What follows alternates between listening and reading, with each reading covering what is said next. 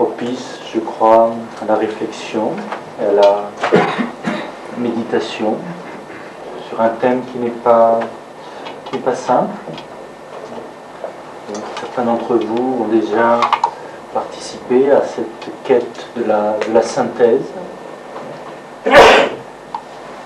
Dans cette lecture proche de celle des anciens thérapeutes d'Alexandrie, où chaque personnage biblique est considéré comme un personnage historique, bien sûr, mais aussi comme une image structurante, une image spirituelle qui peut être vivante à l'intérieur de nous-mêmes.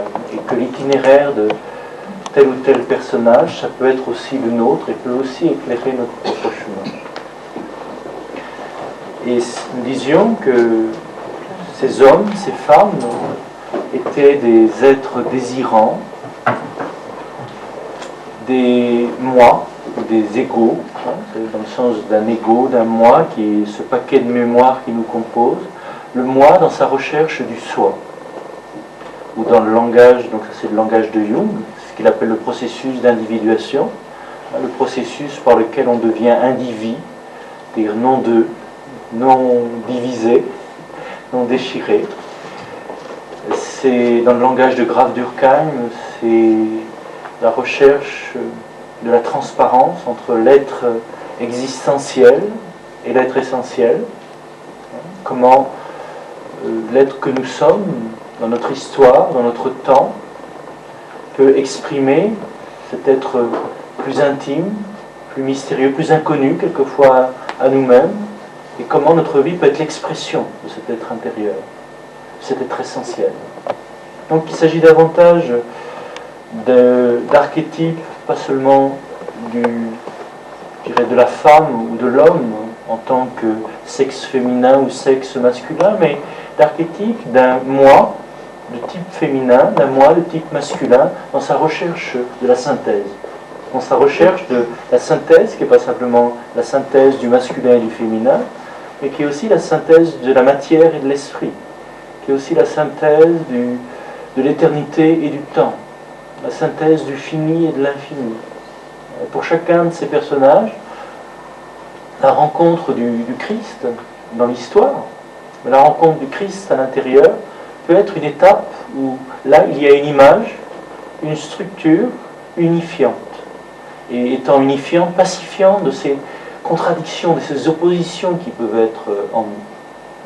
Donc nous sommes tous plus ou moins morcelés, déchirés ou abîmés dans nos différentes composantes, et c'est à partir de là que nous entrons en chemin. Vous vous rappelez, donc pour ceux qui n'étaient pas là, je vous rappelle brièvement le chemin parcouru de certains personnages qui ont pu éclairer nos propres chemins, le chemin de la Samaritaine, par exemple, avec cette question, qu'est-ce qui peut combler mon désir? Qu'est-ce qui peut pacifier mon désir? Quel est cet obscur objet de mon désir? Et là, dans sa rencontre avec Yeshua, l'enseigneur, avec Jésus de Nazareth, elle va vivre une sorte d'initiation, un passage, on pourrait dire, des objets du désir, des objets avec lesquels elle pense combler son désir, et quelquefois des objets très subtils, un passage des objets du désir au sujet du désir. S'il s'agit de transformer, eh bien c'est peut-être ce sujet du désir. Il ne s'agit peut-être pas tant de changer d'objet de désir, mais changer peut-être notre façon de désirer les choses, d'entrer en relation avec elles. Vous vous souvenez, cette première étape, il s'agit de l'eau matérielle. Penser qu'on peut combler son désir avec des réalités matérielles. Et là il est dit, Yeshua dit, celui qui boit de cette eau aura encore soif. Ce qui comble notre désir, c'est en même temps ce qui l'attise. Et il y a une insatisfaction.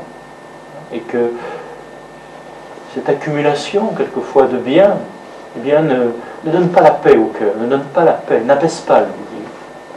Peut-être que la paix du désir, on va la trouver au cœur d'un certain nombre de relations. Vous vous rappelez que la Samaritaine est courageuse, parce que 5 maris. Le 6e, n'était pas encore son mari. Et là, au passage, il faut saluer comme on l'a fait, la puissance de son désir, qui cherche l'unité, qui cherche l'apaisement de son désir dans une relation humaine, dans une relation affective. Et c'est vrai que c'est peut-être là une plus grande richesse que les richesses matérielles, que cette richesse d'une relation en profondeur. Une fois, 2 fois, 3 fois, 4 fois, 5 fois, elle essaye. Et la 6e fois, c'est pas encore ça. Donc peut-être l'apaisement du désir n'est pas à chercher du côté de ce qui peut nous combler affectivement. Alors là, vous vous souvenez, elle commence à chercher du côté de la religion. Vos pères disent qu'il faut adorer à Jérusalem. Nous, nos pères nous disent qu'il faut adorer sur cette montagne, la montagne des Samaritains. Et Jésus dit, ni sur cette montagne, ni à Jérusalem. C'est-à-dire que l'appel du désir, ce n'est pas du côté de la religion qu'il faut la chercher. Et pour nous, je crois que c'est de nouveau un enseignement important, parce que vous savez bien qu'avec la religion, il n'y a pas de paix.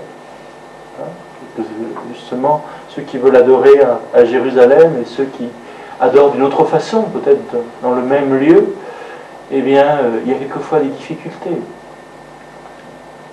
Que donc, notre désir, que même au niveau religieux, la religion peut être un objet de désir, une idéologie.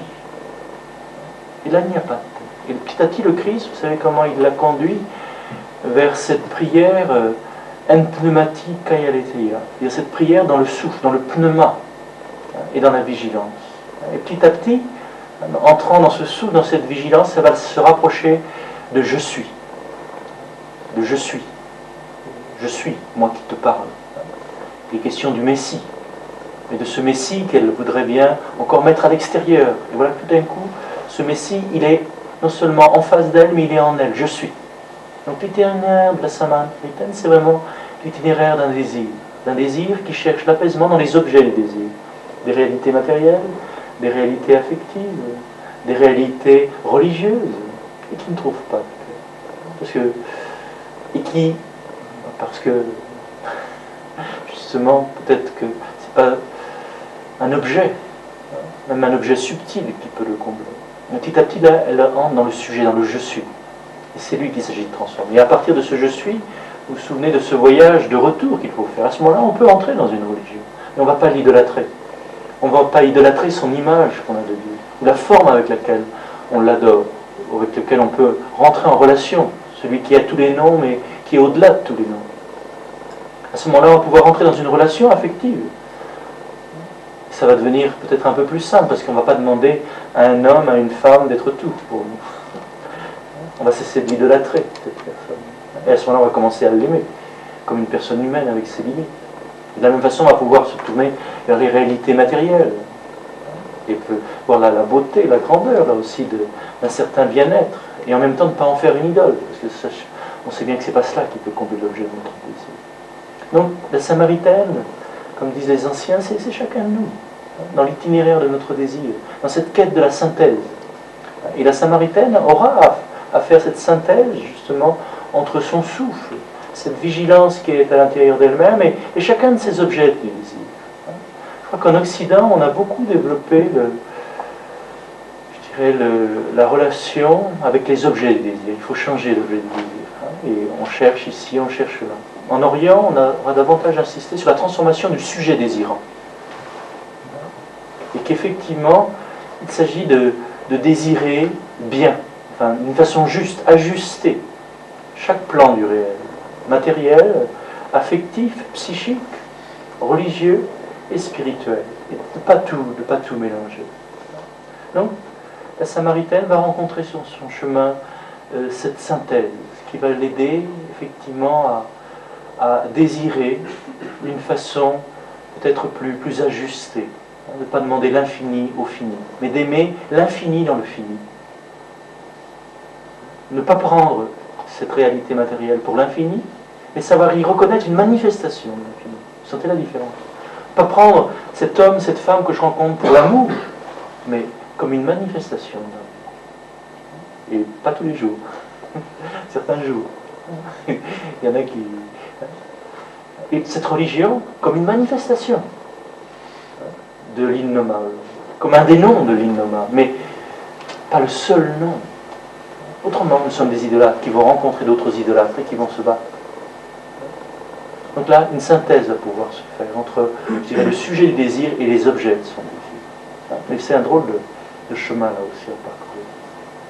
Une autre femme nous avait beaucoup aidé aussi sur ce chemin, c'est Myriam de Magdala, la bien-aimée de celui que les pères appellent l'archétype de la synthèse. Et effectivement, elle aura à faire la synthèse entre l'aspect le plus charnel de son être et le plus spirituel. On a vu que Marie-Madeleine, Myriam de Magdala, l'image qu'on en gardait quelquefois dans les enseignements qu'on avait reçus, c'était simplement une image de la pécheresse, de la prostituée. Et on a vu que cette femme, ce n'était pas simplement une pécheresse dans ce sens-là, mais qu'elle sortait peut-être des normes sociales de l'époque, dans la mesure où elle recherchait la connaissance. Qu'elle aussi, c'était une femme de désir. Et que cette synthèse qu'elle cherche, là aussi, c'est dans sa rencontre avec le Christ que quelque chose va s'opérer, qu'elle va pouvoir petit à petit peut-être l'épouser, devenir un avec lui. Et devenir un avec lui, ça veut dire tenir ensemble le matériel et le spirituel. Comment? C'est notre question. Comment mener une vie, je dirais, de plus en plus spirituelle et une vie de plus en plus incarnée? Vous vous souvenez, la sève dans un arbre, elle monte vers la lumière et elle plonge vers les racines. Une véritable spiritualité, une spiritualité qui n'est pas désintégrante, qui ne nous rend pas plus malades que nous ne sommes.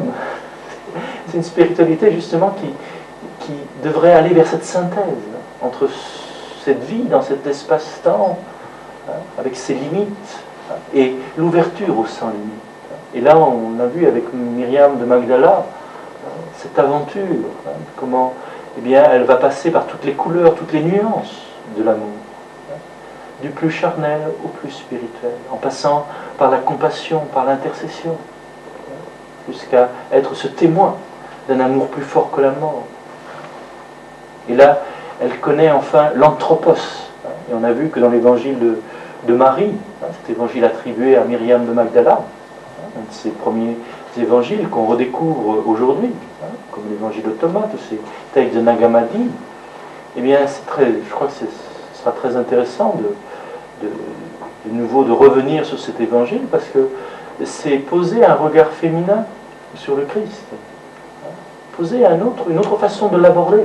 Déjà, entre Matthieu, Marc, Jean et Luc, il y a beaucoup de différences. Il y a des contradictions. Mais je crois qu'il y a peut-être ce regard féminin qui manquait. C'est intéressant de voir qu'aujourd'hui, on le redécouvre. Avec l'évangile de Thomas et d'autres évangiles. Et on reparlera tout à l'heure pourquoi, dans la tradition, on a choisi 4 évangiles, et la signification que cela pouvait avoir, alors qu'il y en avait une multitude.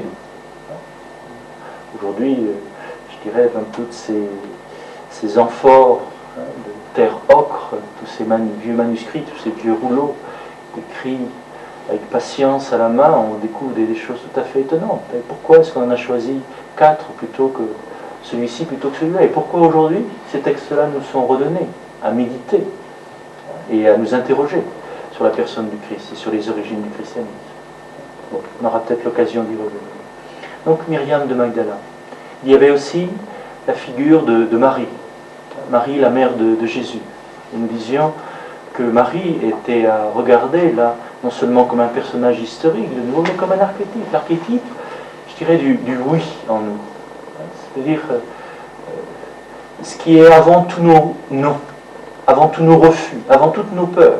Que Marie est d'une certaine façon le oui originel en chacun de nous. Celle qui dit oui à la synthèse, c'est-à-dire celle qui dit oui aux contradictions.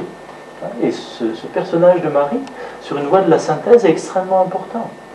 Parce qu'on va le voir, là, faire la synthèse en nous-mêmes, c'est accepter notre part d'ombre et de lumière. C'est accepter qu'il y a des choses qu'on comprend et accepter qu'il y a des choses qu'on ne comprend pas. Et dire oui à ce qu'on comprend et dire oui aussi à ce qu'on ne comprend pas. Mais sans oublier la dimension de conscience. Dire oui à son conscient et à son inconscient.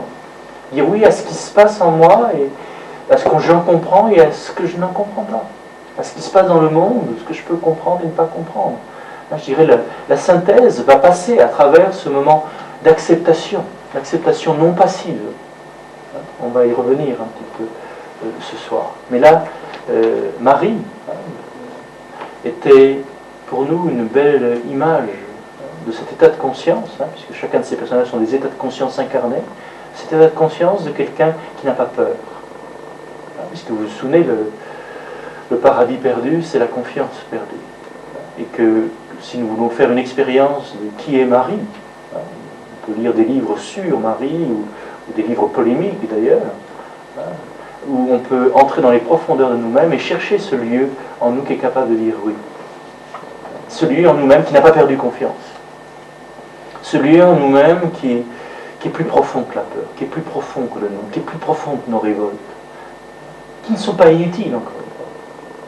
Et là, on en parlait la dernière fois à propos de Judas et de Pierre, qui sont là aussi deux archétypes du moi désirant dans leur quête de la vérité, dans leur quête de la synthèse.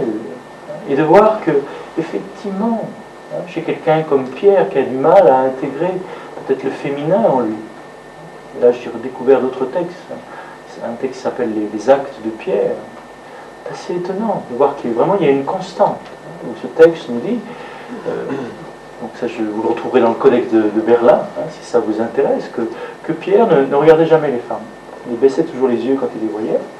Et que chez lui, ça prenait des proportions quelquefois inquiétantes, même avec sa propre fille.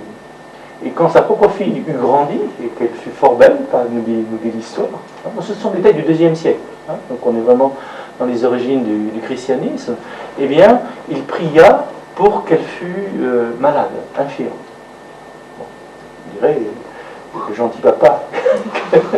mais c'est intéressant. Je me dis, si ces vieux textes nous rapportent des faits comme ça, c'est qu'il y a effectivement une difficulté. Donc, sans aller chercher dans ces textes, regardons l'attitude de Pierre dans l'Évangile. Et puis on va voir comment, eh bien, sa peur, encore une fois, d'une femme, de ce qu'une femme peut penser. Cette servante du grand prêtre va l'amener à trahir.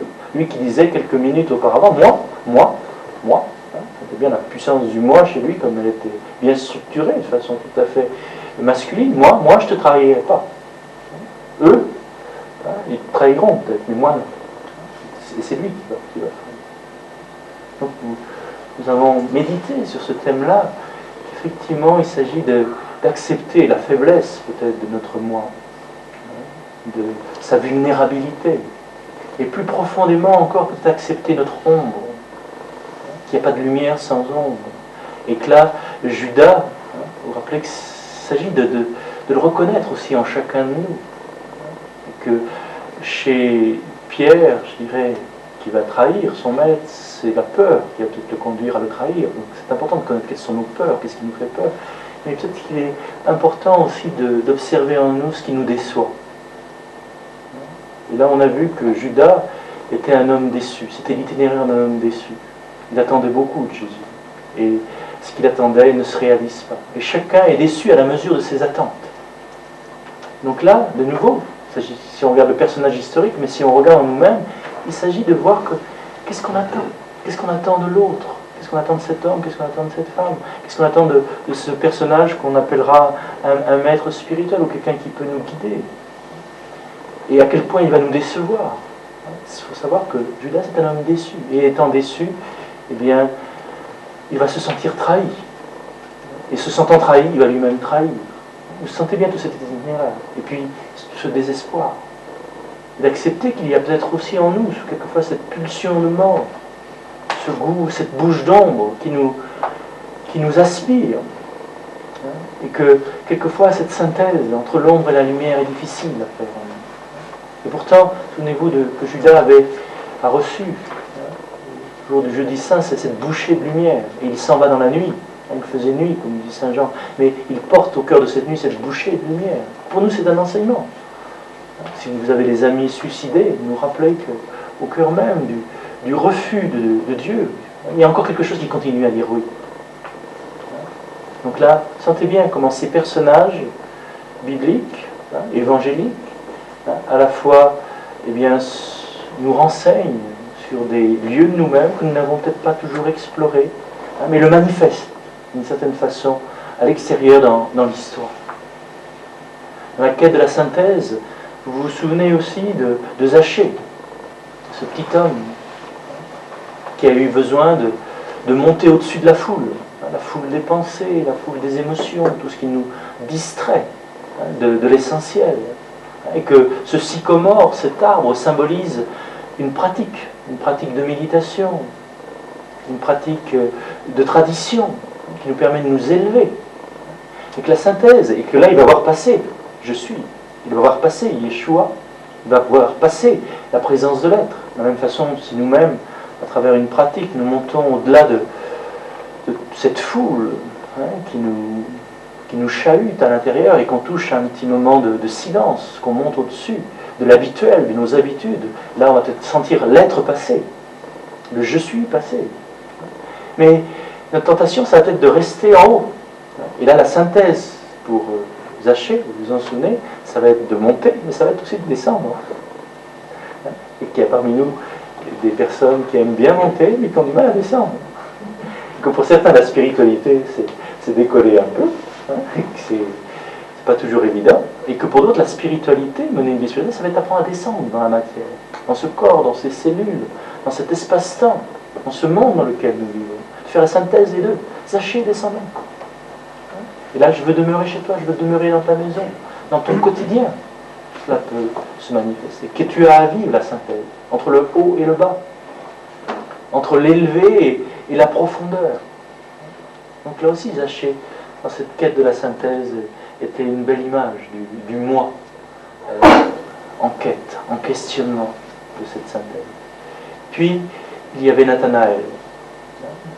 Nathanaël, lui, son chemin, c'était dans l'interprétation de la Torah, des Écritures. Et là, peut-être qu'aujourd'hui, c'est bon de se le rappeler, parce que ça ne manque pas encore aujourd'hui des hommes et des femmes qui, au nom de leurs Écritures, détruisent d'autres hommes. Et que la synthèse que Nathanaël va avoir à faire, c'est la synthèse entre ce qu'il lit dans les Écritures et cet homme qu'il voit devant lui. Et que la synthèse que certains religieux ont à faire aujourd'hui, c'est la synthèse entre ce qu'il dit dans les Écritures et les hommes qui les côtoient, qui les voisinent.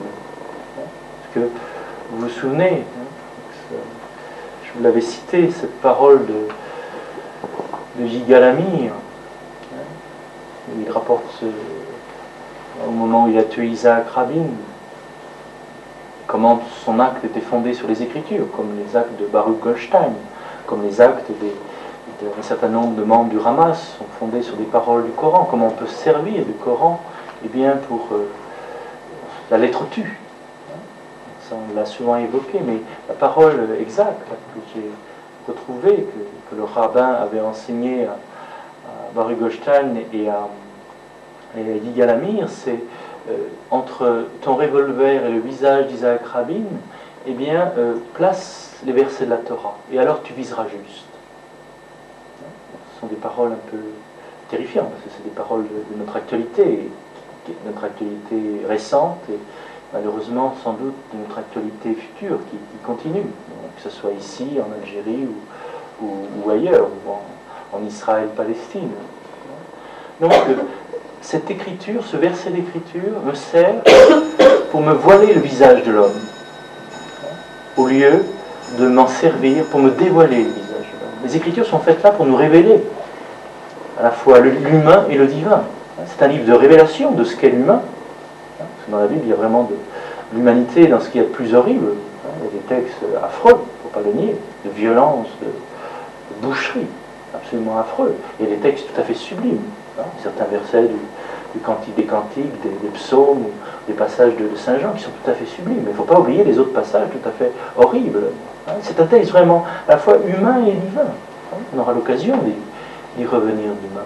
Donc Nathanaël, cet homme savant, cet homme qui connaît les Écritures, la synthèse qu'il va avoir à faire, c'est entre sa connaissance et puis là aussi les personnes avec qui il vit. Et que sa difficulté, vous vous souvenez, est-ce que de Nazareth il peut sortir quelque chose de bon? Parce que dans les Écritures, c'est pas écrit, justement. Et que là, il va avoir tout son chemin, ça va être de passer du beau visage des lettres carrées, des Écritures, de la Torah, au visage de celui qui est devant lui, au visage de l'humain. Et que là, c'est une synthèse pas facile, quelquefois. Et qu'il y en a qui s'enferment dans les Écritures, qui s'enferment et qui ne veulent pas voir, qui veulent pas voir, et qui se servent des Écritures pour se voiler le visage qu'ils sont en train de tuer ou de nier. Alors que d'autres peuvent se servir de ces mêmes Écritures pour, au contraire, respecter le visage. Parce que dans ce visage fini, il y a quelque chose de l'infini, de la paix infinie qui nous parle. Bon, Nathanaël, Zachée, il y avait aussi Jean-Baptiste et Jean. Jean-Baptiste qui va nous appeler à faire la synthèse, là aussi, entre ces tendances un peu maniaco-dépressives qui sont en nous, ces moments d'exaltation et de dépression. Aplanissez les sentiers, tout ce qui est élevé sera abaissé, tout ce qui est déprimé sera relevé. Retrouvez cette route plane, c'est le chemin du milieu, c'est la voie de l'équanimité. Et là, le Meshiar, le Messie peut venir. Mais avant, il y a ce travail de pacification. Donc là, c'est bien un moi qui, par son ascèse, l'ascèse, c'est un travail bien ordonné sur soi-même, cette remise en ordre va permettre la venue, la présence de l'être. Et comme Jean l'évangéliste, qui, eh bien, avec Marie, va pouvoir dire oui, au moment, quelquefois, de la plus grande contradiction, le moment de la synthèse. Là aussi, ça va être le moment de la croix. Parce que souvenez-vous, la croix, c'est quand même bien un symbole primordial de la synthèse. C'est la synthèse entre la verticale et l'horizontale. C'est la synthèse entre la mort et la vie. C'est à la fois un symbole de mort et c'est le lieu de passage vers une autre vie. Et que là, quelquefois, eh bien, on le verra, on aime la verticale, mais on n'aime pas l'horizontale. On veut bien croire à l'horizontale, mais il n'y a pas de verticale, on manque de verticale. Donc la croix est un symbole, est un archétype aussi de la synthèse. Et que le masculin comme le féminin, donc là, qui sont symbolisés par Jean et par Marie au pied de la croix, ou dans l'iconostase, si vous voulez, chez les orthodoxes, on représente d'un côté Marie, de l'autre côté Jean-Baptiste, plutôt que Jean l'évangéliste. Mais c'est le même symbole. C'est-à-dire que la dimension féminine, la dimension masculine en nous doivent rencontrer, non pas, pendant un moment je parlais d'androgyne, maintenant c'est un mot que j'emploierai plus tellement, parce que ça m'a joué quelques mauvais tours, parce que certains ont pris ça au sérieux, dans le sens où ils l'ont pris dans un sens tout à fait physique. Il y a certains passages de l'évangile de Thomas où il est question de cette androgyne. Et cette androgyne, c'est être à la fois donc homme et femme, mais c'est être ni homme ni femme, c'est encore autre chose. Or, personnellement, j'emploierais davantage maintenant le mot anthropos, l'humain.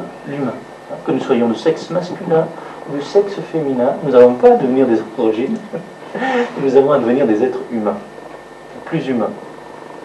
Et à travers l'acceptation de notre être sexué et les différenciations que cela peut faire. Parce que pour un certain nombre de personnes, c'est un problème. On ne sait plus très bien de quel côté on se trouve. Et là, je dirais, sous prétexte d'androgyna, on n'est ni homme ni femme. Alors qu'il s'agissait d'un symbole d'assomption, d'intégration, du masculin et du féminin en nous. Du cerveau droit, du cerveau gauche, de l'intuition et de l'analyse.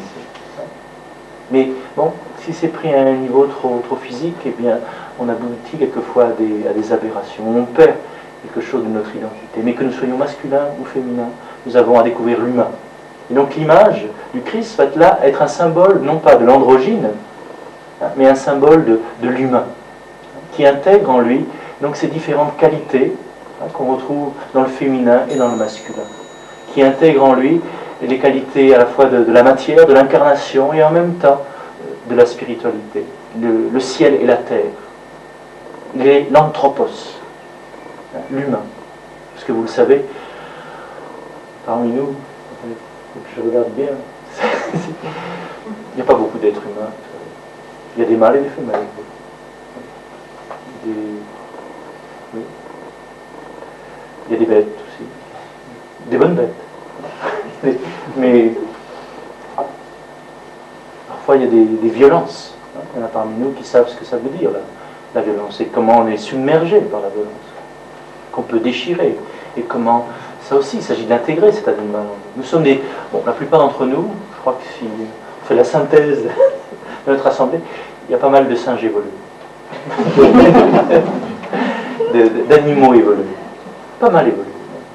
Même assez loin. Mais très peu d'êtres humains. Très peu d'êtres humains. Et encore une fois, l'humain, l'anthropos, c'est en devenir. Nous sommes des animaux inachevés.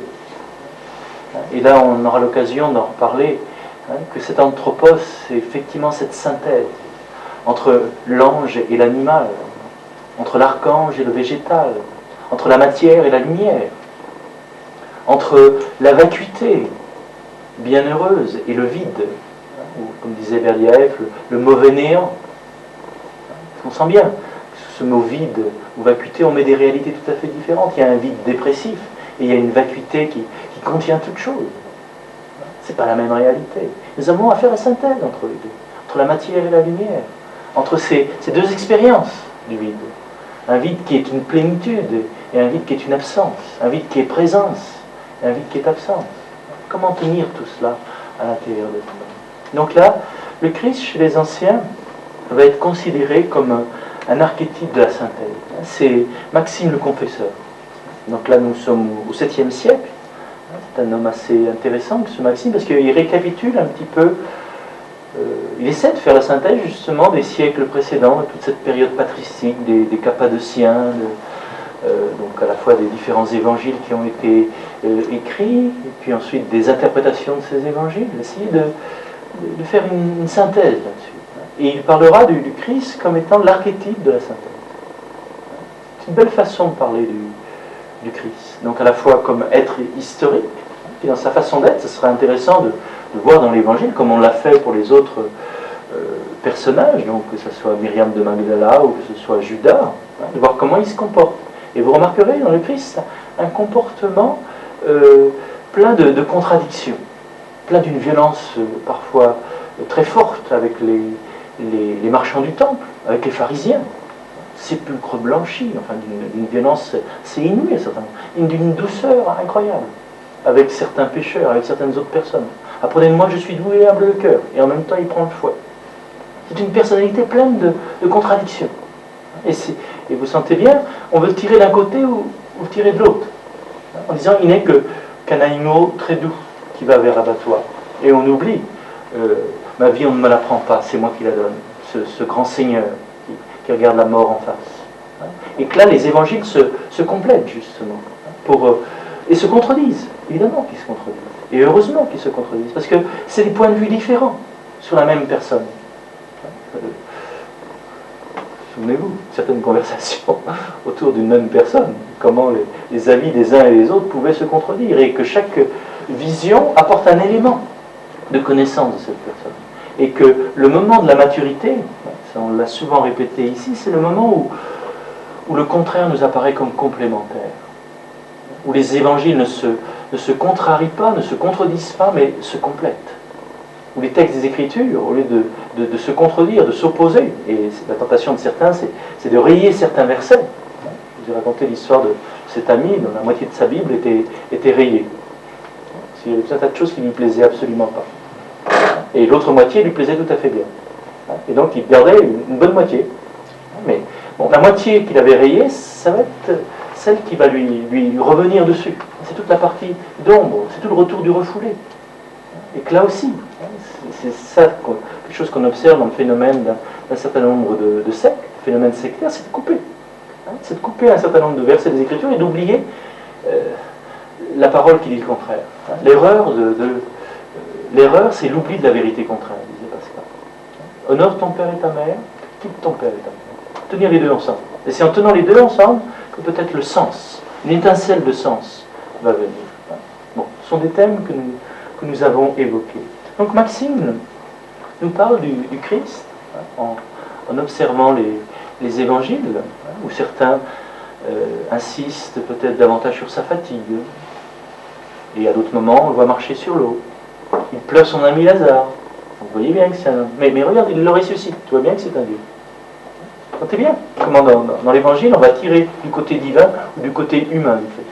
Et que ce qui va être la ligne de crête que nous avons à tenir, c'est la synthèse. C'est qu'à la fois il est très humain, pas plus humain.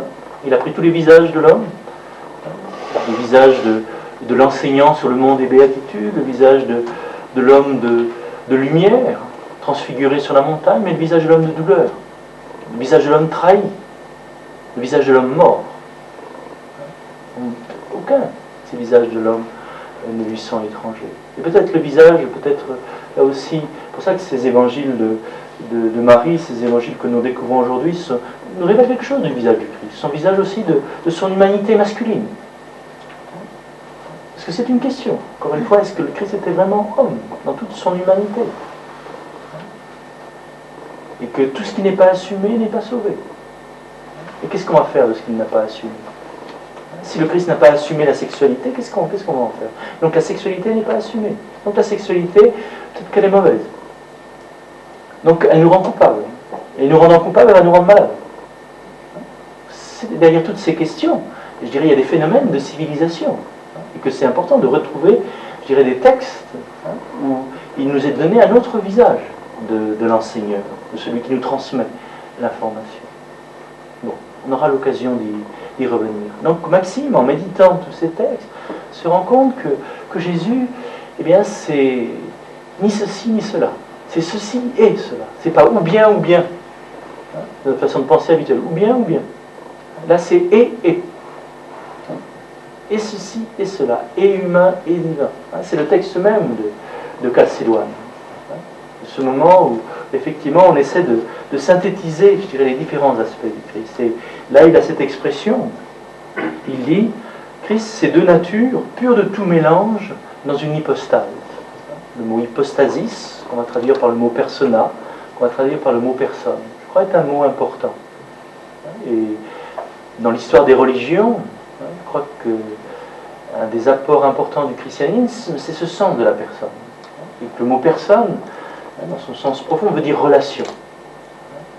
Donc je suis une hypostase dans la mesure où je suis une relation avec la source de mon être.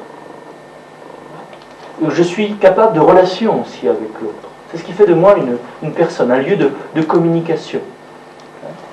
Et je crois qu'il ne faudrait pas trop confondre la personne et l'individu. Pour nous, quand on parle de personnalité, aujourd'hui, c'est plutôt l'individualité.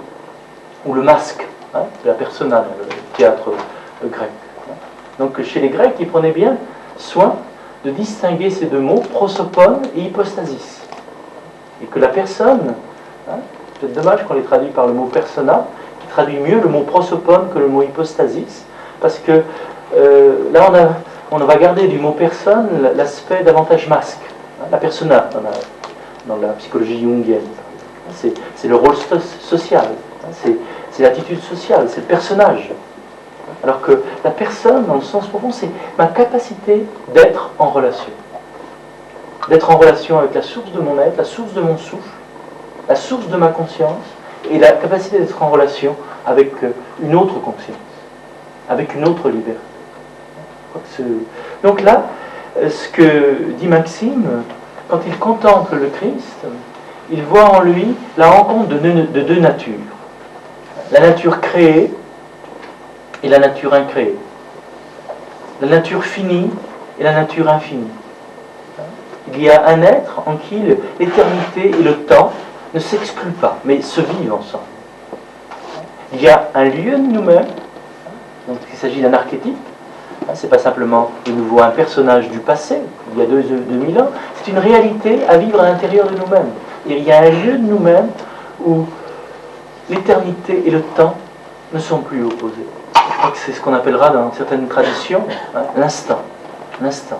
Je ne sais pas si vous avez vécu de ces instants où vous étiez vraiment dans le temps et en même temps ça débordait le temps. C'était de l'éternité. Et là, comme le dira l'apôtre Paul, était-ce dans mon corps, était-ce hors de mon corps, je ne sais plus. Combien de temps ça a duré? Il n'y a plus de temps. Et pourtant ça se passe dans le temps. Donc là, il y a un moment de coincidentia oppositorum, la coïncidence des opposés. Il y a un moment de synthèse. Donc pour Maxime, Yeshua, donc l'être historique, Jésus de Nazareth, manifeste dans son corps une synthèse que chacun de nous avons à vivre. Et c'est, comme je le disais tout de suite, c'est pas simplement la synthèse de l'homme et de la femme, du masculin et du féminin, mais c'est la synthèse de la matière et de l'esprit. Et pour lui, l'image qu'il emploie, c'est celle de l'angle droit, dans lequel deux lignes se rencontrent, est une image de la synthèse.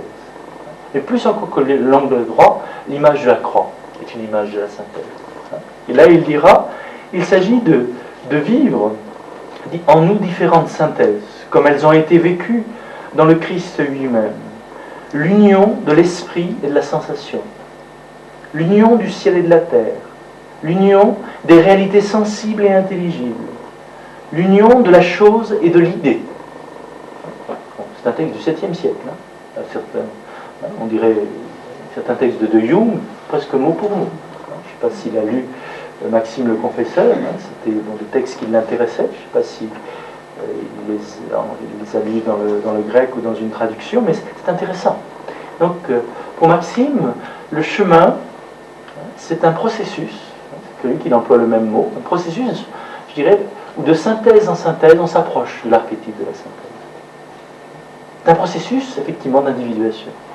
Ce qui était opposé, ce qui était contradictoire en nous, devient complémentaire, devient uni. Et là, on parlera davantage de polarité, d'union des contraires. Et cette union des contraires, des opposés, eh bien, va nous conduire, je crois, à une plus grande connaissance de l'homme.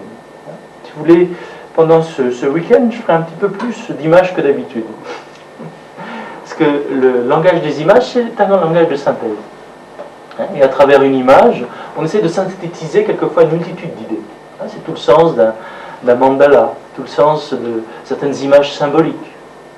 On essaye, donc dans une forme ronde, circulaire, dans une alliance de ronds, de circulaires, de croix, d'essayer de synthétiser un certain nombre d'idées, de concepts qui sont difficiles à dire en mots. C'est pour ça que certains diront qu'une image, ça vaut de 10 000 mots. Donc je vous propose une première image. Donc ce soir, je ne vais pas vouloir tout dire à la fois sur ce chemin de la synthèse. Donc ce que je vous proposerai, c'est cette anthropologie des anciens, où l'homme est un composé d'eau, de terre, de feu et de ciel, et de voir comment, dans certaines pensées, on a retrouvé l'image du tétramorphe. Pourquoi sur les cathédrales, dans les porches des églises romanes, eh bien, on représente le Christ, archétype de la synthèse, entouré de 4 figures. Quel symbole de ces figures? Qu'est-ce que ça veut dire? Pourquoi il y a ces 4 figures? Pourquoi il y a 4 évangélistes? Pourquoi il y a 4 évangiles? Donc c'est tout le symbolisme du 4 qui a pour fonction de nous conduire au 5, la quintessence. Donc là on en parlera à propos de Jung et du processus d'individuation. Mais avant, peut-être qu'on va rester un moment chez les anciens, donc les anciens comme Héraclite et les anciens comme Lao Tzu.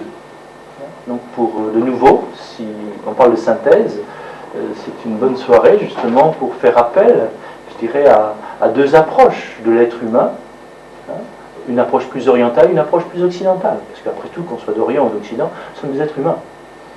Qu'on soit croyant ou pas croyant, chrétien ou pas chrétien, juif ou pas juif, enfin, avant tout, nous sommes des êtres humains.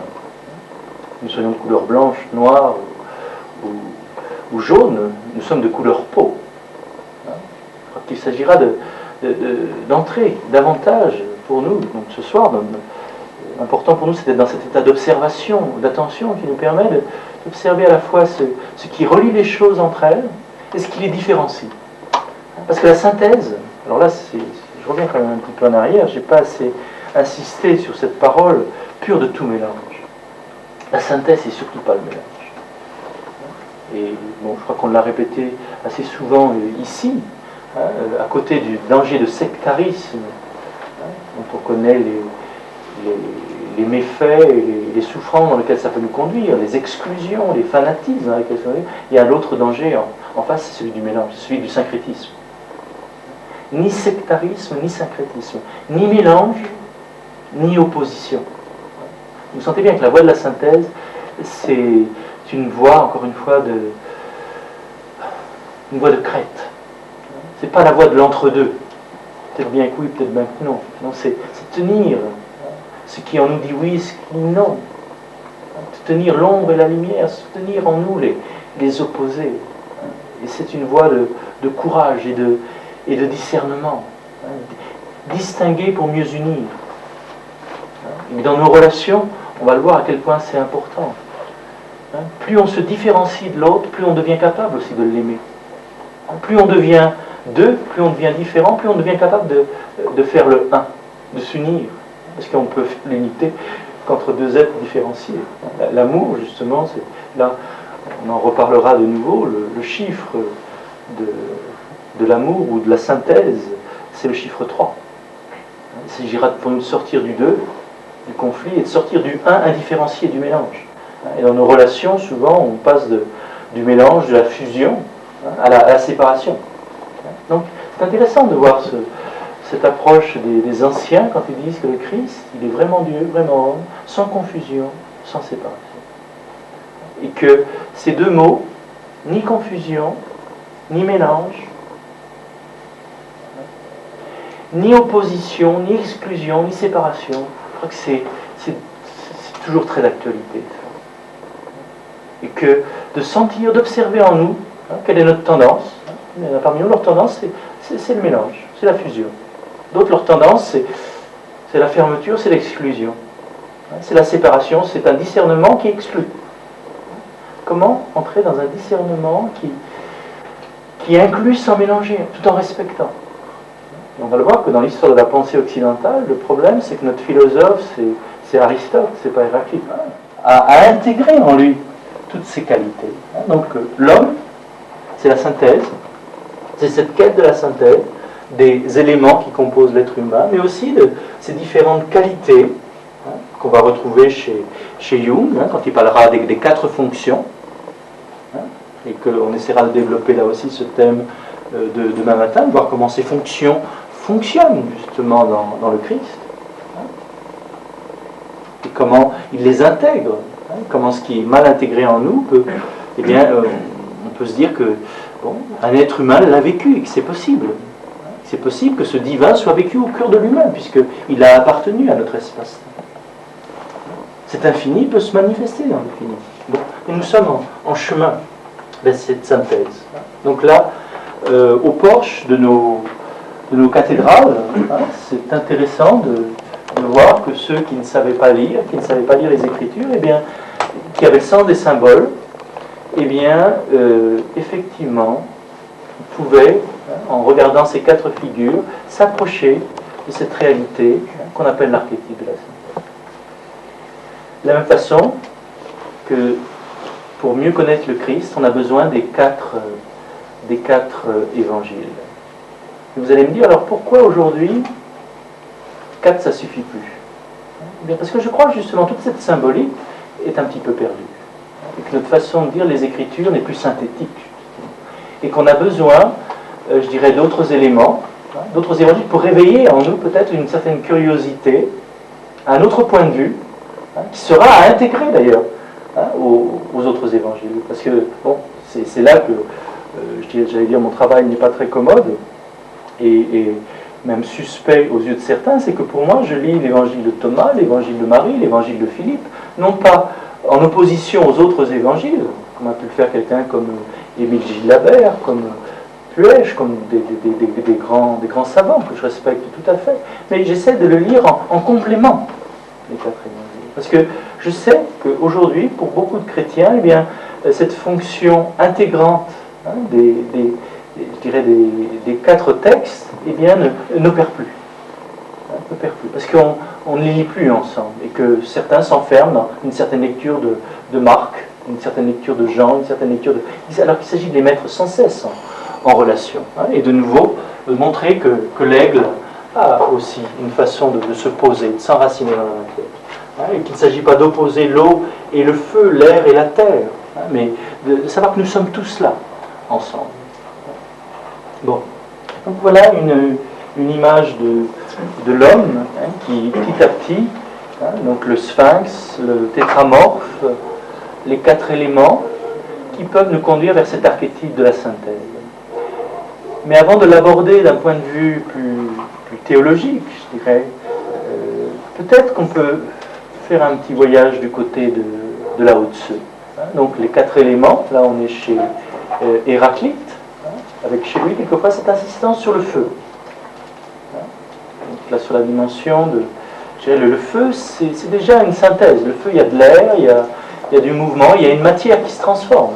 Là aussi, chacun des éléments n'existe que par rapport aux autres. Chaque élément appartient à la totalité. Et là, c'est une des choses importantes aujourd'hui. On sait davantage qu'on ne peut connaître une chose que dans sa relation avec la totalité. Donc là, je viens à une autre image de la synthèse qu'on va demander à la tradition chinoise. Bon, donc l'image du... donc là Et ici. Ça vous rappelle l'école, hein? Les cours du soir. Donc chaque image, là aussi, n'est utile, encore une fois, que pour nous aider à visualiser, à nous représenter, donc à la façon des architectes du Moyen-Âge, eh bien ce travail d'intégration que nous avons à vivre en nous-mêmes. Et que là, donc, on va retrouver ce sens symbolique dans les mots mêmes, je dirais dans les idéogrammes même de la Chine ancienne. Avec le mot lui-même, le mot Tao.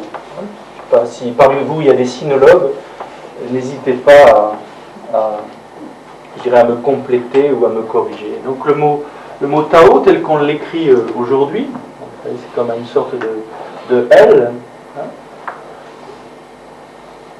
de cette façon. C'est ça qui est intéressant, là aussi, la pensée chinoise, c'est une pensée en images. Et ça donne une autre façon de penser. C'est-à-dire qu'on n'est pas simplement devant un mot qui se déroule, ou une phrase qui se déroule, on est devant une image. Donc il y a un côté synthétique de la pensée chinoise. C'est pour ça que sa façon d'aborder, par exemple, une réalité, est beaucoup plus proche de ce qu'aujourd'hui on appelle la synchronicité. Qu'est-ce qui s'est passé au moment où je suis né? Qu'est-ce qui se passait dans le monde? Pour me connaître moi-même, il faut que je vois tout ce qui se passe autour. Parce que moi-même, je fais partie de ce tout. Et là, dans le langage, même dans la façon d'écrire, c'est intéressant de voir qu'on est dans cette forme de pensée, que c'est une image, et qu'il s'agit de tenir ensemble les différents éléments de cette image. Donc le mot Tao, il s'agit de tenir à la fois ce signe d'enracinement, cet autre signe, qui est un petit peu comme une échelle, et puis cette sorte de petit chapeau avec des cornes tournées vers le haut. Donc c'est l'écriture contemporaine, l'idéogramme du mot Tao, qui nous rappelle que le Tao, justement, c'est le chemin, c'est la voie. C'est pour ça qu'on traduit généralement par la voie. C'est ce qui fait le lien entre la terre et le ciel. Et ça va être encore beaucoup plus clair si on remonte dans les écritures plus archaïques de la Chine ancienne, le mot Tao ou Dao, Dao, j'arrive à bien le prononcer, eh bien on a retrouvé sur certaines inscriptions de bronze, sur des os, les premiers lieux d'écriture, ce mot écrit de cette façon-là, qui peut sembler assez différent, mais vous allez voir que dans le sens, on retrouve, de nouveau, c'est comme une image, mais on va retrouver les mêmes éléments. Excusez-moi, c'est pas du très beau chinois. Donc là, c'est l'écriture la plus archaïque. Donc cela, comment est-ce que c'est la même écriture? Si vous décomposez bien ces trois termes-là, et chaque fois, il n'a pas oublié cela. Donc si vous le décomposez, vous allez trouver trois éléments. À la fois cet élément-là, donc qui symbolise le chemin, le carrefour. L'autre élément, c'est une tête d'homme, cette espèce de petite tête là, avec son antenne dressée, ses cheveux hérissés, cette antenne. Vous vous souvenez de tout le symbolisme de la chevelure chez Myriam de Magdala, les antennes, les racines, là aussi tournées vers le ciel. Quelquefois on a les cheveux qui s'hérissent sur la tête, enfin toute cette symbolique du cheveu. Et puis il y a cet autre aspect important, le pied, la racine, l'enracinement. Donc l'homme du Tao, c'est à la fois un chemin entre la tête et les pieds, entre le ciel et la terre. Il s'agit bien de les tenir ensemble. Être homme, être humain, c'est faire ce lien. Et là, au passage, vous allez peut-être reconnaître aussi un certain nombre d'images par lesquelles on symbolise l'homme dans la pensée chinoise. Vous savez, c'est ce carré, ces deux carrés, avec le trait au milieu. Être humain, c'est faire le lien, faire le pont entre les deux. Et là, on aura l'occasion d'en reparler, de ce pont, de ce pontif que nous avons à devenir, faire le lien entre le ciel et la terre. Bon, ceux qui parmi vous nous connaissent ce graphe d'Urkheim, vous savez que le symbole de l'école de Rutte, c'était justement ces deux arcs de cercle qui se réunissent au milieu, qu'il s'agit de tenir ensemble, la terre et le ciel. Bon, ce sont des images, ce sont des symboles, des images par lesquelles on tente de se représenter l'homme, qu'on se le représente au carré, qu'on se le représente d'une autre façon. On pourrait se le représenter aussi, avec des images bien sûr beaucoup plus connues du Tao. Bon, là, c'est peut-être pas la peine d'assister parce que vous les connaissez bien. Donc, ce beau signe du Tao, le noir et le blanc, ne sont pas séparés et ne sont pas mélangés. Il n'y a pas de gris, c'est noir et c'est blanc. Enfin, là, c'est peut-être un petit peu différent, c'est noir et c'est vert, mais vous voyez ce que je veux dire, c'est pas le gris. Le symbole du Tao, c'est surtout pas le symbole du mélange. C'est un symbole vraiment de synthèse, d'union, de relation entre le blanc et le noir. Et que dans le noir, il y a du blanc, dans le blanc, il y a du noir. Il n'y a pas de lumière sans jour, il n'y a pas de jour sans... plutôt, il n'y a pas de lumière sans ombre, il n'y a pas de jour sans nuit. Alors, à l'origine, vous savez, cette représentation du Tao, cette représentation, c'était de poissons. C'est intéressant que le Christ, là aussi, ait choisi ce signe du poisson. Donc, vous savez, un poisson tourné vers le haut, et un poisson, donc, tourné vers le bas, avec ses yeux. Donc, un poisson noir et un poisson blanc. De nouveau, on retrouve le même symbole des deux poissons. Bon. Essayons un petit peu de creuser cette question, ces symboles, ces signes de l'être humain, ces symboles de l'anthropos, dans ce qu'ils peuvent avoir d'intéressant, de signifiant pour nous, qui peuvent nous aider à devenir plus humains, à devenir plus entiers, plus accomplis. On va voir que ce sont des symboles. On parlait tout à l'heure d'intégration des éléments, peut-être que je parlerai maintenant d'accomplissement. Nous sommes en voie vers un accomplissement. Nous sommes inaccomplis. Nous ne sommes pas encore achevés. Et vous savez que le sens original des termes yin et yang était celui des versants ensoleillés et sombres d'une même colline. Il y a un versant sombre et un versant ensoleillé. Et ce qui fait apparaître tantôt la lumière, tantôt l'obscurité, c'est le Tao. Vous connaissez tous ces anciens textes. Donc, yin, yang, féminin, masculin, terre, ciel, réceptif, actif, repos, mouvement, intuition, raison. Chaque fois que l'une des deux forces atteint son extrême, elle contient déjà en elle-même le germe de son opposé. C'est la loi d'énantiodromie. Excusez-moi pour le gros mot. Énantiodromie. C'est-à-dire, chaque chose se transforme dans son contraire. Souvenez-vous d'une scène de ménage. Revenons un petit peu dans nos cuisines. Souvenez-vous d'une scène de ménage où tout d'un coup, après avoir, crié ou cassé un petit peu de vaisselle, tout d'un coup, vous sentez, au fond même de votre viande, tout d'un coup, il y a une espèce de douceur qui vient. C'est comme si chaque chose appelle son contraire. Notre problème, c'est qu'on est pour parler de langage psychologique, on est des gestalts inachevés. C'est-à-dire qu'on est dans l'entre-deux. C'est-à-dire, on ne dit pas sa haine et on ne dit pas son amour. On ne sait pas dire à quelqu'un, certains jours, j'en peux plus, je te déteste. Et au moment même où on lui dit je te déteste, écoutez bien ce qui naît.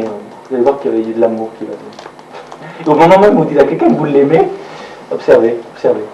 Ce baiser si tendre, comment tout d'un coup il peut devenir morsure. Comment il peut devenir dévoration. Sentez bien, je dirais dans nos gestes, dans notre façon d'être, comment non seulement les éléments, nous sommes composés de tous ces différents éléments, mais comment les contraires s'engendrent l'un l'autre en nous. Et que là, on va voir que la voie de la sagesse qui va nous être proposée, la voie de la synthèse, c'est cette observation de ce qui relie l'un à l'autre, de ce qui différencie l'un et l'autre. Et qu'on passe, je dirais, par le jour et par la nuit, par le noir et par le blanc, par la ténèbre et par la lumière. Donc l'homme est ce milieu où se rencontrent le ciel et la terre, dans la tradition chinoise. Il est l'échelle qui les unit. Donc, vous voyez ce mot Tao lui-même. Et là, il est question effectivement de la voie du milieu. Et c'est la voie de l'homme. Celui qui est milieu, qui fait le lien entre le ciel et la terre. Pourquoi est-ce qu'on appelle la Chine l'empire du milieu? Et pourquoi l'empereur devait être le fils du milieu? Devait se tenir au milieu. Donc non seulement il devait se tenir au milieu, parce que l'équilibre du ciel et de la terre dépendait de lui, mais toute la société devait devenir aussi. Vivre dans ce milieu, vivre dans ce lieu de synthèse et d'intégration.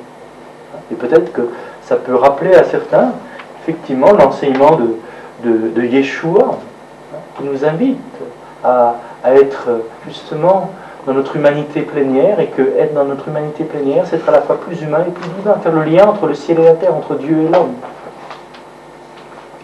Et que ça, bon, c'est de nouveau une longue synthèse. La vie, dit Chuang Tzu, est la synthèse harmonieuse du yin et du yang. Et là, les applications en médecine, en diététique, ce sont des choses, je crois, qui maintenant sont davantage connues. On parlera des différents membres qui sont partagés entre yin et yang, les différents aliments.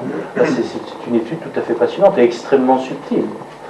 Et que là, je crois qu'on aurait beaucoup de choses à apprendre aussi d'autres formes scientifiques de médecine, mais pas scientifiques au sens occidental du terme. Une autre application de notre intelligence au réel, qui peut compléter, et quelquefois même corriger, équilibrer, une façon trop technique d'aborder le réel. Mais ça ne demande pas d'intelligence, ça ne demande pas d'une connaissance, d'une attention. Je suis quelquefois fasciné quand j'entends certains médecins chinois me parler de la façon de donner le médicament, de l'heure, et tout ça, c'est aussi important. Donc vous voyez bien, on est dans une pensée d'image, c'est-à-dire qu'une chose peut être nocive à une heure et bonne à une autre. Vous allez me dire, ça devient un peu compliqué. C'est peut-être un peu compliqué, je ne dirais pas que c'est compliqué, je dirais que c'est complexe. Et que là, un penseur qui a beaucoup interrogé les Chinois, c'est Edgar Morin, un penseur tout à fait contemporain, tout à fait occidental, quand il parle de la pensée complexe. Je ne crois pas que l'homme soit compliqué, je crois qu'il est complexe. C'est un complexe, effectivement, de choses qu'il a tendance à opposer. Donc,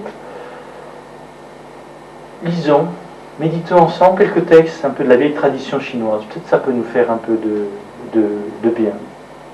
Donc, comme l'homme, l'être humain, a à vivre la synthèse à la fois comme esprit et comme substance. Et l'esprit et la substance, en s'unissant, créent le tiers qui est l'homme. Donc l'homme, c'est le tiers inclus, c'est ce qui fait le lien entre le ciel et la terre. Celui-ci est donc à la fois une synthèse, donc c'est bien le mot synthèse qui est employé, du binôme ciel-terre, et son médiateur. Je crois que c'est un mot important, médiateur. Nous sommes des médiateurs entre le ciel et la terre. Là, je vous cite le livre des rites, le Chongyong.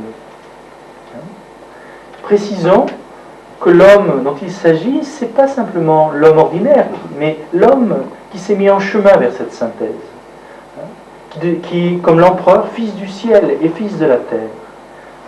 En tant que synthèse et médiateur du binôme ciel-terre, l'homme occupe une place centrale dans l'univers. Il a à recentrer l'univers. L'être humain, c'est peut-être ce lieu où l'univers prend conscience de lui-même, ce lieu où l'univers se centre, se recentre dans la conscience. Donc le ciel, la terre et l'homme jouent chacun un rôle dans la création. Le ciel engendre, la terre nourrit et l'homme accomplit. J'aime bien ce mot, l'homme accompli. La fonction de l'homme entre le ciel et la terre, c'est celle d'un accomplissement. Nous avons à nous accomplir. Qu'est-ce qu'on fait sur cette terre, sous le ciel?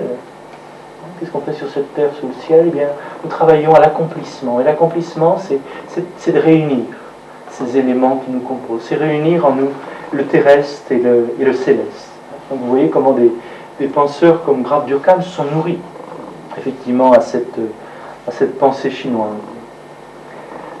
dans cette pensée chinoise, il y a aussi d'autres symboles que je trouve intéressants. Je ne sais pas s'il y en a parmi vous qui pratiquent le I Ching, hein, qui est aussi un grand livre considéré comme sacré, comme très, très précieux dans les traditions chinoises. Et le I Ching, donc vous vous souvenez, c'est 3 lignes. Hein, donc ils sont brisées, entières ou cassées. Et là aussi, ces 3 lignes symbolisent le ciel, la terre et l'homme au milieu. De nouveau, cette fonction médiane. Hein, l'homme, c'est le médiateur, celui qui fait la synthèse. C'est intéressant de le retrouver dans le I Ching. Donc, représente la grande triade. Hein. Telle est la signification générale des trigrammes du I Ching. Les 3 traits correspondent respectivement aux 3 thèmes de la grande triade. Le trait supérieur représente le ciel, le trait médian l'homme et le trait inférieur la terre. Telle est aussi la signification de la tortue. Je ne sais pas si vous aimez les tortues. C'est la signification de la tortue. Et vous savez qu'en Chine, donc, c'est un animal, c'est un archétype de la synthèse. C'est un symbole, je dirais, d'intégration. Donc regardez bien la tortue, avec des yeux un petit peu chinois, et vous verrez qu'effectivement, la carapace dorsale symbolise la voûte céleste. Le plancher, je ne sais pas comment dire, comment c'est, le bas de l'animal est carré, hein, il représente la terre, et entre les deux il y a l'animal qui représente l'homme. Donc l'important c'est l'animal, c'est ce qu'il y a entre le carré et, je dirais, entre le carré et le cercle. Hein. Bon, si vous n'êtes pas amateur de tortues, soyez amateur d'église romane ou d'église orthodoxe par exemple. Et vous verrez, si vous allez voir l'église orthodoxe de Genève, hein, il y a cette structure carrée de base et les voûtes. Hein, donc la voûte céleste, hein, qui représente le ciel, hein, et puis la base carrée qui représente la terre. Mais ce qui est important, c'est l'homme qui est au milieu. Hein, parce que ces bâtiments, j'allais dire ces instruments, hein, ces bâtiments étaient, hein, et sont encore, si on sait s'en servir, des instruments où peut s'opérer la synthèse entre le ciel et la terre, entre mon côté bien enraciné en terre, et mon côté ouvert au ciel. Hein, parce qu'une église, un temple, c'est fait pour ça. Hein, c'est fait à la fois de bien me poser dans cette terre dans laquelle je me trouve, mais de retrouver ma verticale, mon ascension, hein, sans perdre mes racines. Hein, donc c'est intéressant de voir que cette symbolique de la tortue, je ne sais pas si elle a inspiré, parce que là elle est beaucoup plus ancienne que la construction des cathédrales, je ne sais pas si elle l'a inspiré, mais c'est intéressant le langage des symboles, et de voir qu'on les retrouve dans des traditions qui, de prime abord, eh bien, ne semblent pas du tout se rencontrer. Il n'y a peut-être pas eu de contact, mais qu'est-ce que vous voulez? Nous sommes des êtres humains, qu'on soit chinois ou qu'on soit européens, nous sommes des êtres humains, et donc les symboles où on essaie d'exprimer la plénitude de l'être humain, sa place dans l'univers, hein, qu'on le symbolise par une tortue, ou qu'on le symbolise dans ses architectures extrêmement complexes et fines et subtiles et opérantes. Hein, on va retrouver le symbole du carré, du plancher, et le symbole de la voûte céleste, en nous rappelant encore une fois que c'est l'homme qui rend cette voûte et ce plancher vivant. Et que le but, il ne faut pas oublier d'être vivant, parce qu'il y en a qui sont des tortues mortes dans ces églises.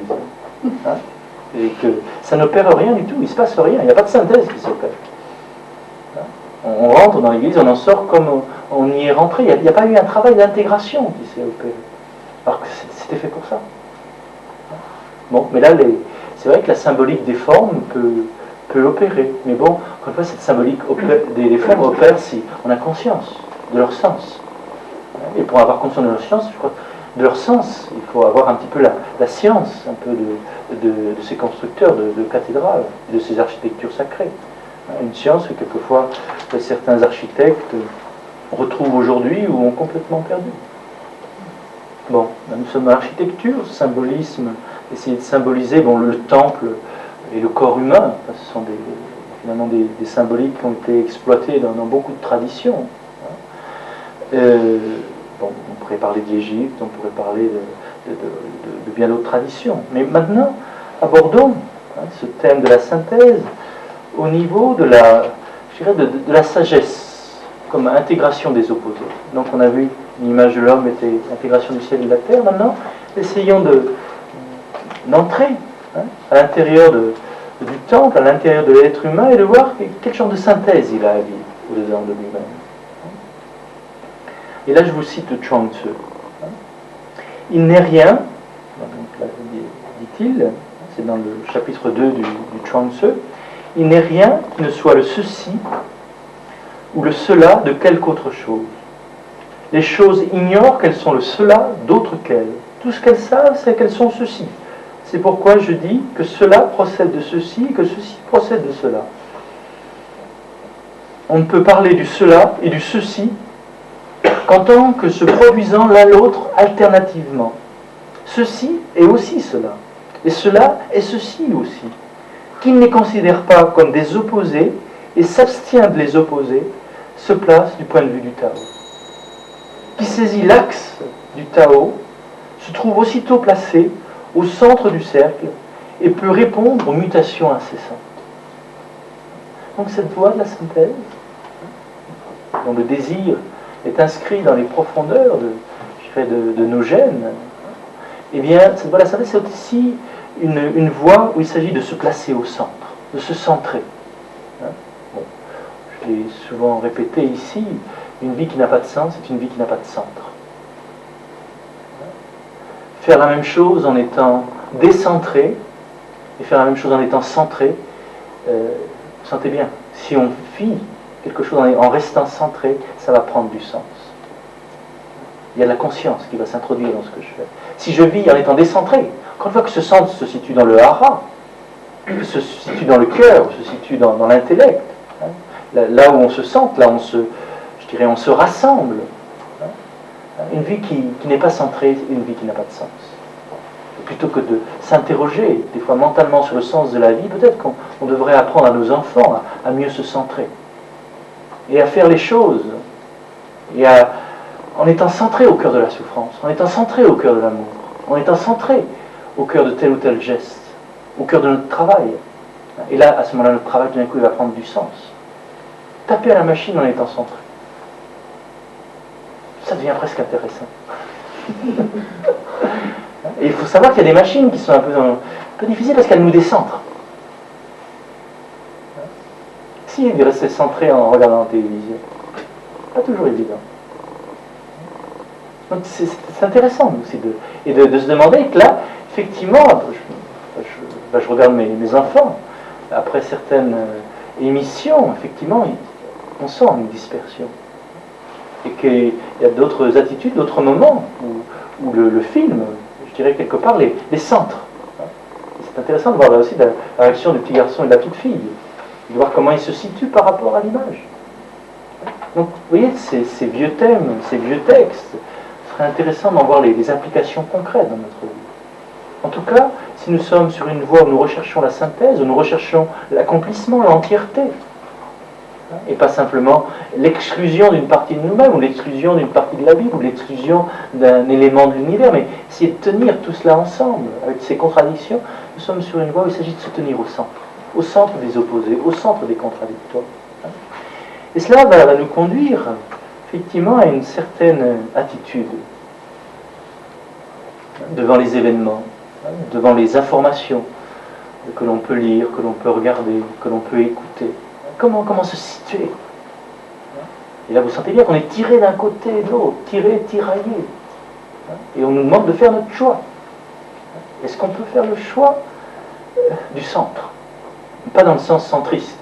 Là, c'est pas un discours politique. C'est une façon d'écouter deux personnes qui disent le contraire et de voir ce qui les oppose et ce qui les relie. Essayer de trouver des applications. Mais revenons toujours à notre Chuang Tzu, ce vieux sage. Qu'est-ce qu'il nous dit? Ce qui est vrai pour l'un est faux pour l'autre. Ce qui est bien ici est mal là. Vous vous souvenez, ça Pascal le dira plus tard. Vérité en deçà des Pyrénées, erreur au-delà. Donc là aussi, la relativité de ce qu'on appelle le bien, de ce qu'on appelle le mal. Bien par rapport à qui? Bien par rapport à quoi? C'est des images, là aussi, on voit bien la pensée chinoise, vous savez, c'est très proche de la pensée hébraïque. C'est un travail que je n'ai pas fait, mais qui me passionnerait un jour, de montrer le lien entre la forme de pensée hébraïque et la forme de pensée chinoise. C'est des pensées très concrètes. Hein, vous savez qu'en hébreu, on ne dira pas de quelqu'un qu'il est fort. Hein, c'est un terme abstrait, fort. Hein, qui suppose une puissance. Mais on dira qu'il est comme le lion, comme le taureau. Vous sentez que ça donne déjà une nuance sur sa façon d'être fort. Hein, on dira de quelqu'un, bon, effectivement, non pas qu'il est spirituel, mais qu'il est comme un aigle. Donc vous sentez bien que ces anciens, quand ils parlaient du sacrament, c'était dans un langage, là aussi, sémite. Et c'est intéressant de voir que chez les Chinois, et à la fois ils ont une puissance d'attraction étonnante, mais tout de suite, il faut qu'ils donnent un exemple concret. Et là, le Chuang Tzu est intéressant à ce propos-là. Tout est question de circonstances. Prenez un bélier pour ouvrir une brèche dans un rempart, hein, mais choisissez un autre instrument pour boucher un trou. Certaines qualités valent ici et sont inutiles là. Les coursiers de l'empereur parcouraient 1000 stades par jour. C'était des hommes très forts.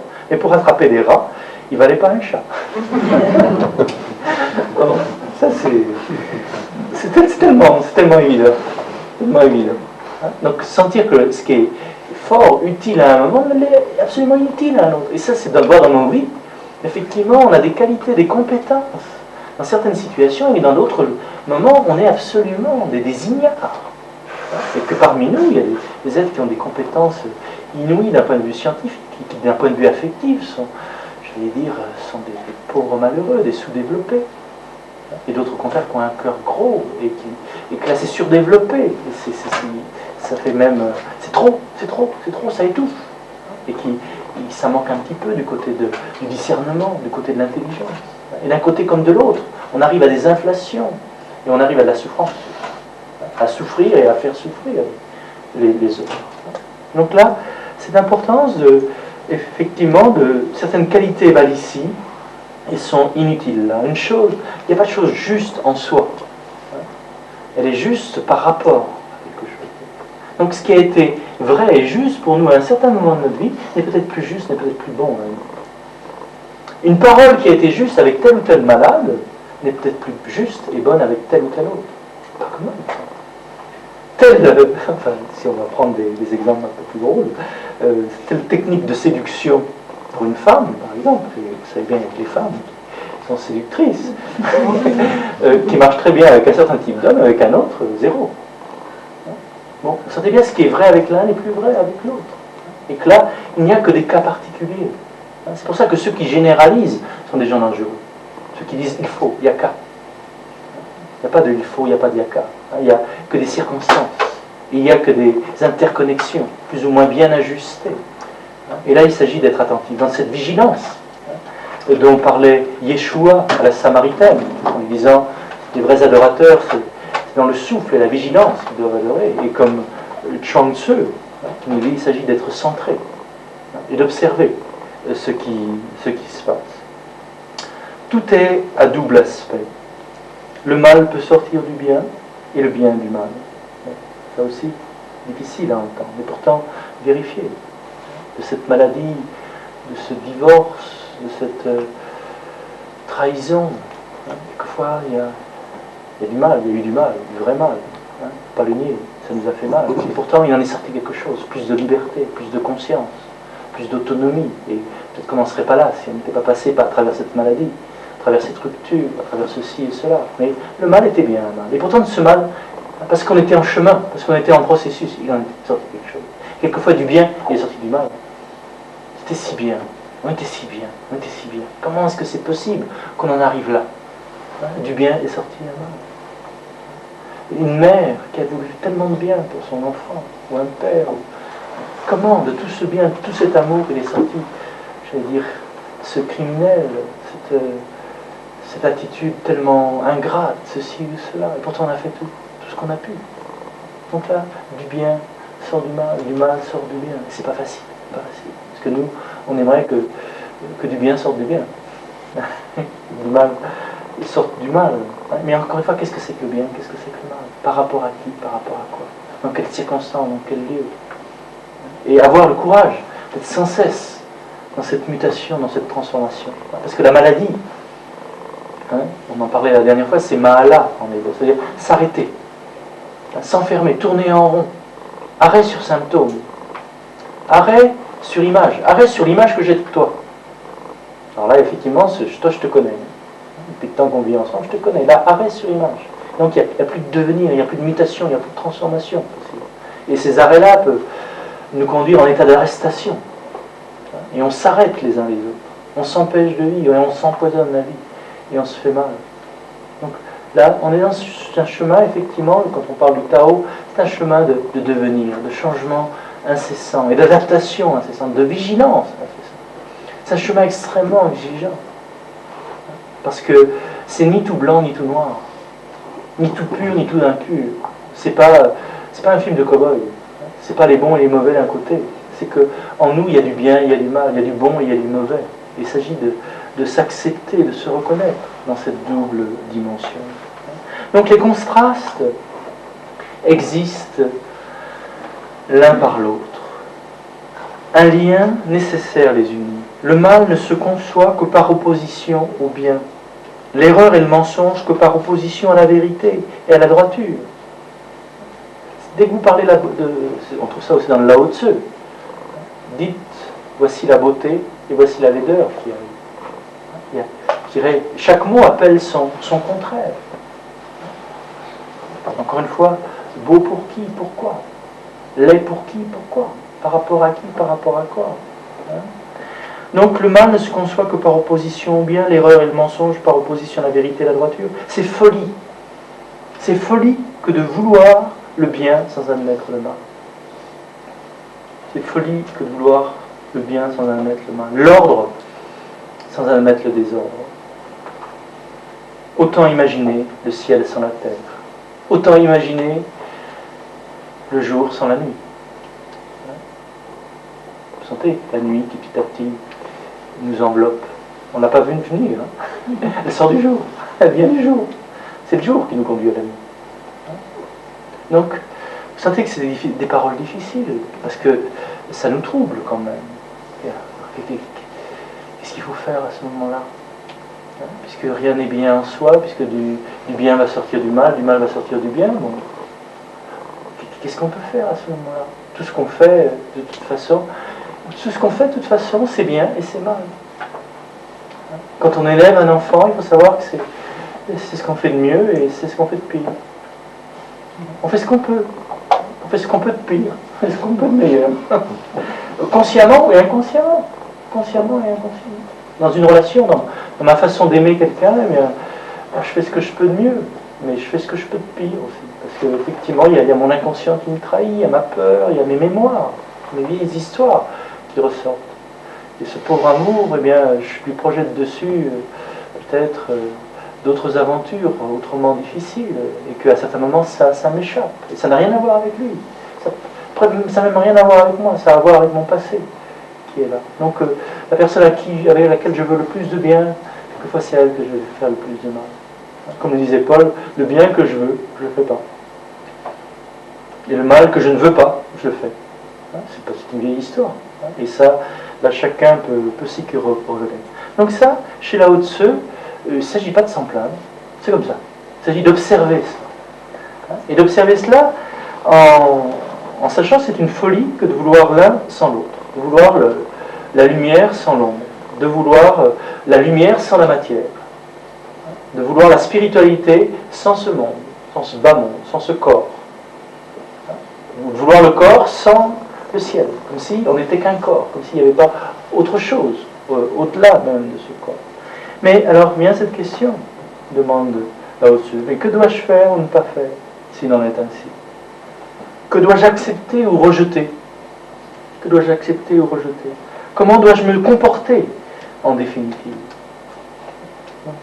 C'est ça au niveau théorique, au niveau de la représentation, on peut peut-être arriver à le comprendre. Et déjà c'est difficile, parce que vous le sentez bien, là ça demande à notre cerveau de faire un effort tout à fait particulier, c'est de passer au-delà du binaire. Si notre cerveau, nous le considérons comme un ordinateur, il ne fonctionne qu'en binaire, c'est-à-dire en noir et blanc. Ou en couleur, peu importe, mais c'est ceci ou c'est cela. Mais c'est pas... donc là c'est Aristote, A n'est pas B, B n'est pas A. Et donc il n'y aura jamais d'AB. Et pourtant, ce que nous dit Lao Tzu, c'est qu'il n'y a pas de A sans B, il n'y a pas de B sans A. Il ne faut pas mélanger. Il ne faut pas mélanger. Hein? Le blanc est blanc, le noir est noir. Mais il n'y a pas de noir sans le blanc, il n'y a pas de blanc sans le noir. Il s'agit de les tenir ensemble. Et les tenir ensemble, ce n'est pas les mélanger et c'est ne pas les opposer. D'après moi, on est sur une voie de synthèse. Je trouve ce symbole du Tao est vraiment une belle image, un bel archétype de cette synthèse. Comme peut-être davantage, personnellement ça me parle peut-être plus que la tortue qu'on évoquait tout à l'heure, ou que le trigramme, bien que ce soit des images qui peuvent parler à l'autre. Donc la vie conduit à la mort débouche sous la vie. Qui donc connaît l'ordre qui préside à ce cycle de vie et de mort? À vrai dire, tous les êtres du monde sont reliés. Ce qu'on trouve beau est considéré comme miraculeux et merveilleux. Ce qu'on trouve laid est considéré comme puant et pourri. Ce que moi trouve beau et laid, va être jugé comme beau ou comme pourri. La vérité est que la puanteur et la putréfaction se métamorphosent en miracle et en merveille. C'est l'image du lotus, la boue, cette fleur tellement pure qui s'éveille. Et que le miracle et la merveille se métamorphosent en puanteur et en putréfaction. Que ce soit le plus joli papillon, avec les couleurs les plus merveilleuses, eh bien, tout ce qui est composé sera décomposé. Il n'y a pas l'un sans l'autre. Et c'est difficile. Il y en a qui ne veulent voir que la boue, en disant l'être humain ce n'est rien d'autre que de la boue. Et d'autres qui ne veulent voir que le lotus, et qui oublient la boue. D'autres qui voient que le papillon, et qui oublient la putréfaction, le composé qui va bientôt se décomposer. Donc, c'est pourquoi il est dit, il y a dans l'univers entier un même souffle qui anime des choses différentes.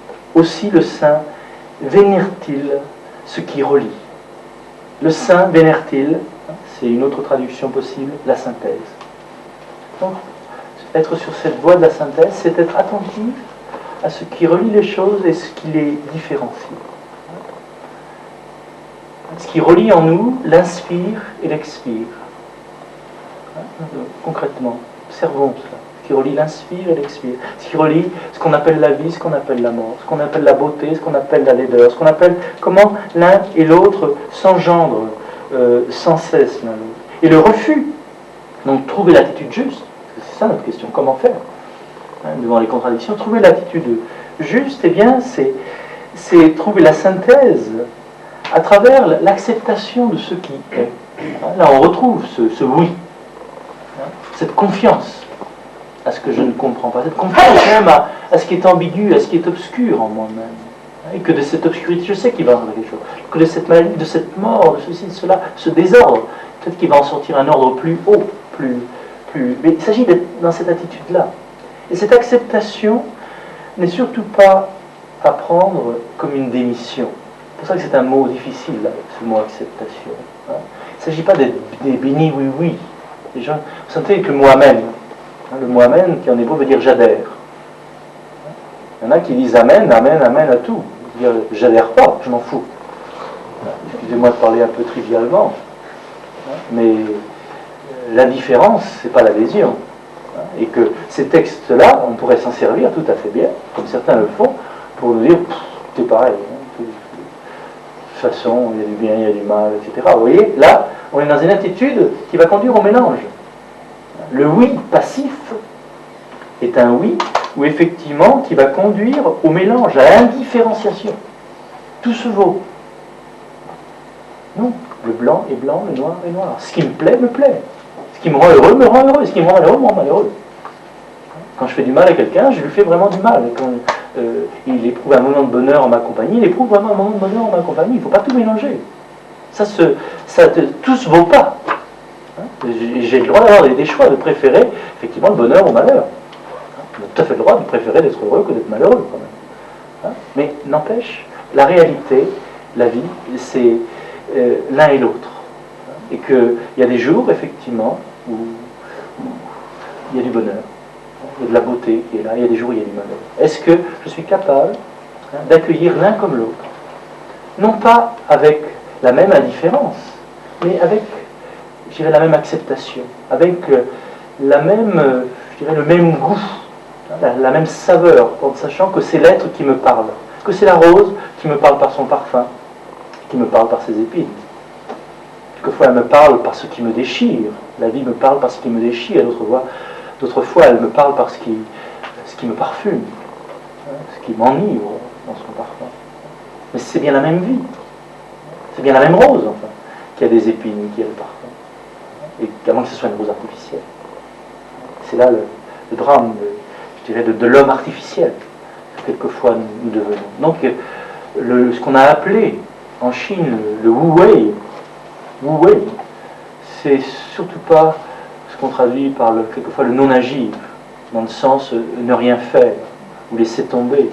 C'est-à-dire ne rien faire qui fasse obstacle au mouvement même de la vie.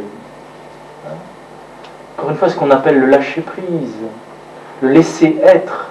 Je préfère le mot laisser-être, le Gelassenheit, je crois qu'on dit en allemand. Excusez-moi, c'est mal prononcé. C'est le mot de Maître Eckhart.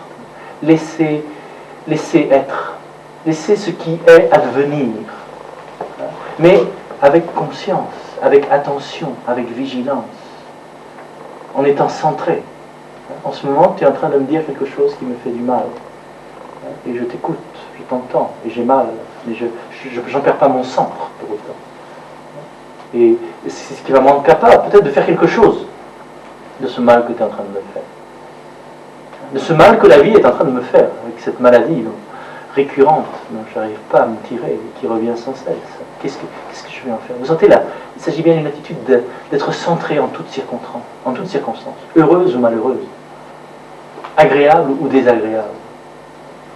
Et que c'est à ce moment-là que petit à petit on arrive vers cette synthèse, vers cette sagesse, cette Sophia qui nous permet d'aimer la vie, non seulement dans ses beaux jours, mais dans ses jours plus difficiles. De t'aimer, toi, quand tu es aimable. Mais qu'est-ce que je t'aime aussi quand tu es insupportable. Bon, on va me dire, il ne faut pas se forcer. C'est pas tout de suite. Mais sentez bien, si vous avez aimé, c'est plus facile avec un enfant. Vous savez que votre enfant, eh bien, vous l'aimez quand il est adorable, mais vous l'aimez aussi tout autant quand il est insupportable. Quelquefois même, je dirais, vous avez presque du plaisir à le voir vraiment quel garnement. Bon, ça ne veut pas dire que vous le laissez tout faire. Ça ne veut absolument pas dire que vous le laissez tout faire. Vous sentez bien la différence.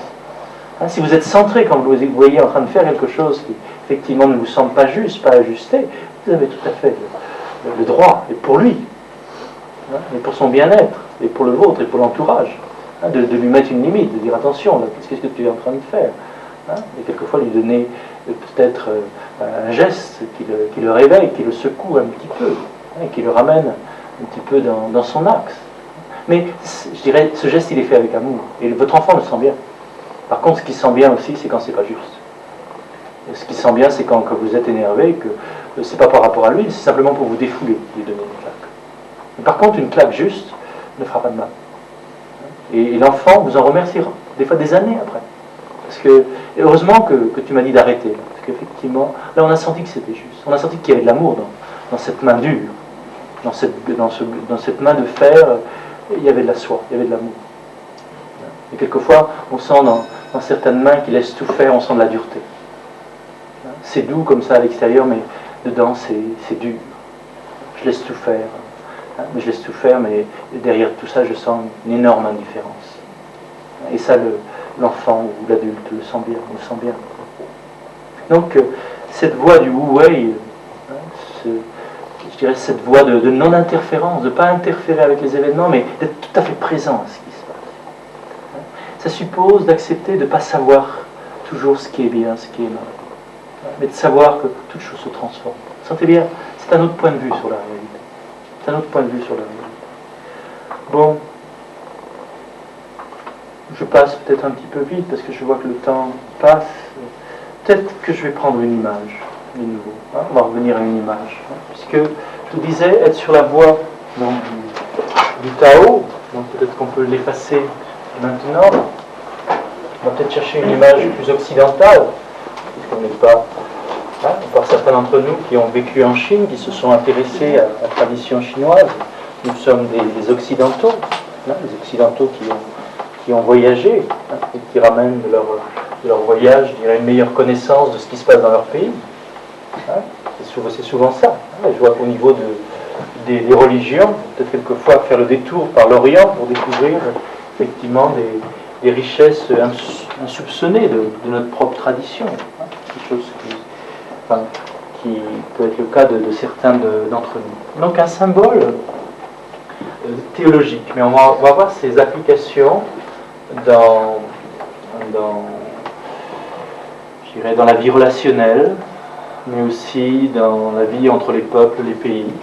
C'est un symbole que vous retrouvez chez Nicolas de Cuse et peut-être aussi chez Nicolas de Flux.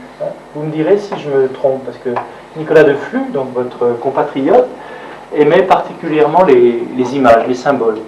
Et que toute sa théologie, c'est des images, assez difficiles à décrypter. Et il y avait cette image, donc, au Moyen-Âge, donc, qui est née au Moyen-Âge, pour essayer d'exprimer la réalité de ce que les anciens appellent la Trinité. C'est-à-dire que l'un, l'unique, le réel, il est relation. Donc, on disait que le Père,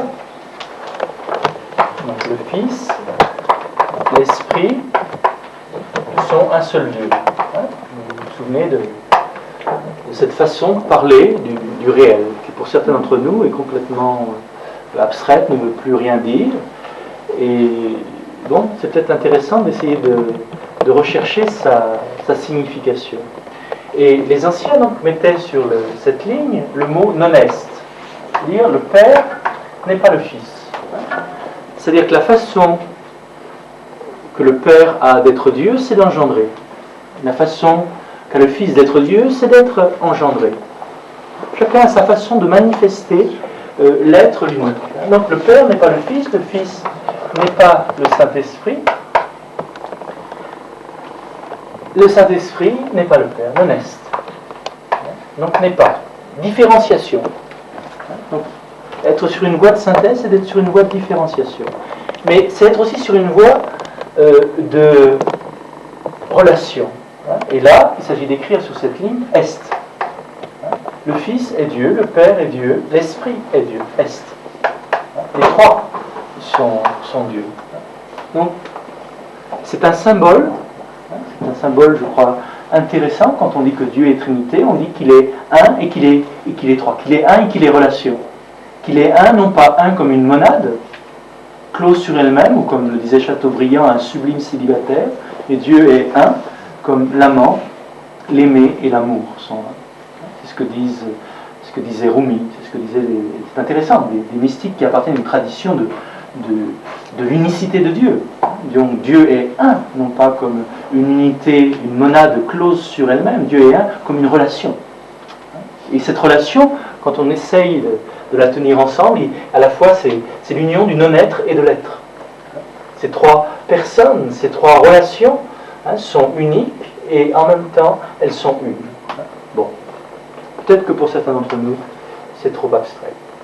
Donc enlevons le Père, le Fils et le Saint-Esprit, mais gardons l'image. Et essayons de trouver des actualisations de cette image. Allez à Jérusalem maintenant. Allez à Jérusalem maintenant. Il y a des Juifs. Bon, en ce moment je mets les Juifs au sommet, mais il y a eu une époque, c'était les chrétiens qui étaient au sommet. Je ne sais pas si vous avez lu certains récits des croisades et des croisés. On raconte que les croisés se promenaient dans les rues de Jérusalem une fois qu'ils l'ont conquis et que le sang des Juifs et des musulmans qu'ils avaient assassinés entrait dans leurs bottes. Donc on connaît les bottes de l'époque, ça monte un peu au-dessus du genou. Ça montre un peu dans quel climat de violence, de boucherie on pouvait se trouver à cette époque-là. Donc encore une fois, Jérusalem, bon, il y a des Juifs, il y a des chrétiens, il y a des musulmans. Le problème, et un Juif n'est pas un chrétien n'est pas un musulman. On est d'accord là-dessus? Un Juif n'est pas un musulman, ça ne pose pas trop de problèmes. Un chrétien n'est pas un Juif. Bon, certains chrétiens reconnaissent davantage leurs racines juives. Effectivement, c'est peut-être moins problématique. Mais n'empêche, un chrétien, c'est un chrétien, un juif, c'est un juif. Il ne faut pas tout mélanger. La synthèse, c'est pas tout mélanger. C'est pas de dire, moi je suis juif avec les juifs, musulman avec les musulmans, chrétien avec les chrétiens. Et en réalité, je suis rien du tout. Non, il faut accepter d'appartenir à une tradition propre, Bon, là je parle des traditions monothéistes, mais bonnet rouge, bonnet jaune, sans bonnet. Hein, si vous allez du côté des bouddhistes. Hein, bon, vous savez, c'est toujours les mêmes différenciations. Mais bon, là je reviens quand même à Jérusalem, parce que c'est notre actualité. Hein, et c'est une drôle de difficulté. C'est peut-être un schéma, en tout cas c'est un schéma que j'ai proposé à un certain nombre de personnes pour essayer de trouver une solution à cette ville. Parce que pour les Juifs, c'est leur ville. Donc je dirais c'est une des parties, un des pôles. Hein, parce que donc, le Juif n'est pas un chrétien, le chrétien n'est pas un musulman, mais Juifs, chrétiens et musulmans sont des croyants. Croyants dans un même Dieu d'ailleurs. Bon, évidemment, quand ils restent dans leur coin, ils diront que c'est pas le même. Hein, quand ils s'approprient l'origine. Mon origine n'est pas ton origine. Comme s'il y avait deux origines à ce qui existe, comme s'il y avait deux origines au monde. Et à ce qui respire, à ce qui vit dans ce monde. Ma représentation de Dieu n'est pas ta représentation de Dieu. Alors on est d'accord. C'est-à-dire mon idole n'est pas ton idole. Mais bon, une fois qu'on a compris ça, laissons tomber nos idoles et peut-être parlons d'autre chose. Et peut-être découvrons ce que nous avons en commun. Hein, donc il ne s'agit absolument pas de tout mélanger, un juif, un chrétien, un musulman. Chacun a sa beauté propre, sa tradition propre, sa grandeur propre, mais en même temps, les trois sont des croyants. Ils partagent, je dirais, la même réalité. Ils l'interprètent différemment. Non est, est. Nous sommes un, nous sommes réunis, et en même temps, nous sommes séparés. Donc là, il s'agit de permettre à chacun d'exister. Hein, qu'effectivement, qu'il y ait, enfin, c'est ce qu'on voit encore à Jérusalem, hein, qu'il y ait ce quartier chrétien, ce quartier juif, ce quartier arabe, avec chacun son odeur, avec chacun sa particularité, sa beauté. Hein, mais pourquoi mettre des murs entre les trois? Il n'est pas demandé aux musulmans de devenir juifs, il n'est pas demandé aux juifs de devenir musulmans, ni aux chrétiens, etc. Chacun a sa grandeur. Mais il s'agit que chacun puisse respecter l'autre dans sa différence. Donc là, c'est un symbole qui peut-être peut nous aider. Parce que le problème, hein, dans l'histoire, c'est qu'à un moment, les chrétiens ont voulu prendre toute la place. Hein, donc chasser musulmans et juifs. À un autre moment de l'histoire, eh bien, les musulmans ont pris toute la place. Hein, et chacun a laissé des monuments. Hein, chacun a laissé des empreintes de ce passage. C'est bien inscrit dans la chair de ce pays. Hein. Et puis, bon, maintenant, on est peut-être à un moment où les juifs veulent prendre toute la place. Hein, et que vous savez les problèmes que ça pose. Que ça pose non seulement aux Palestiniens musulmans, mais aussi aux Palestiniens chrétiens. Ça, on n'en parle pas beaucoup, mais il faut savoir qu'ils existent, hein, et qu'ils sont comme coincés, écrasés entre ces deux forces qui s'opposent. Et que, là, il n'y a pas longtemps, j'ai vu des Palestiniens chrétiens de Bethléem qui n'avaient pas le droit de venir célébrer la Pâque à Jérusalem. C'était plus facile pour un étranger d'aller à Jérusalem que pour quelqu'un du pays.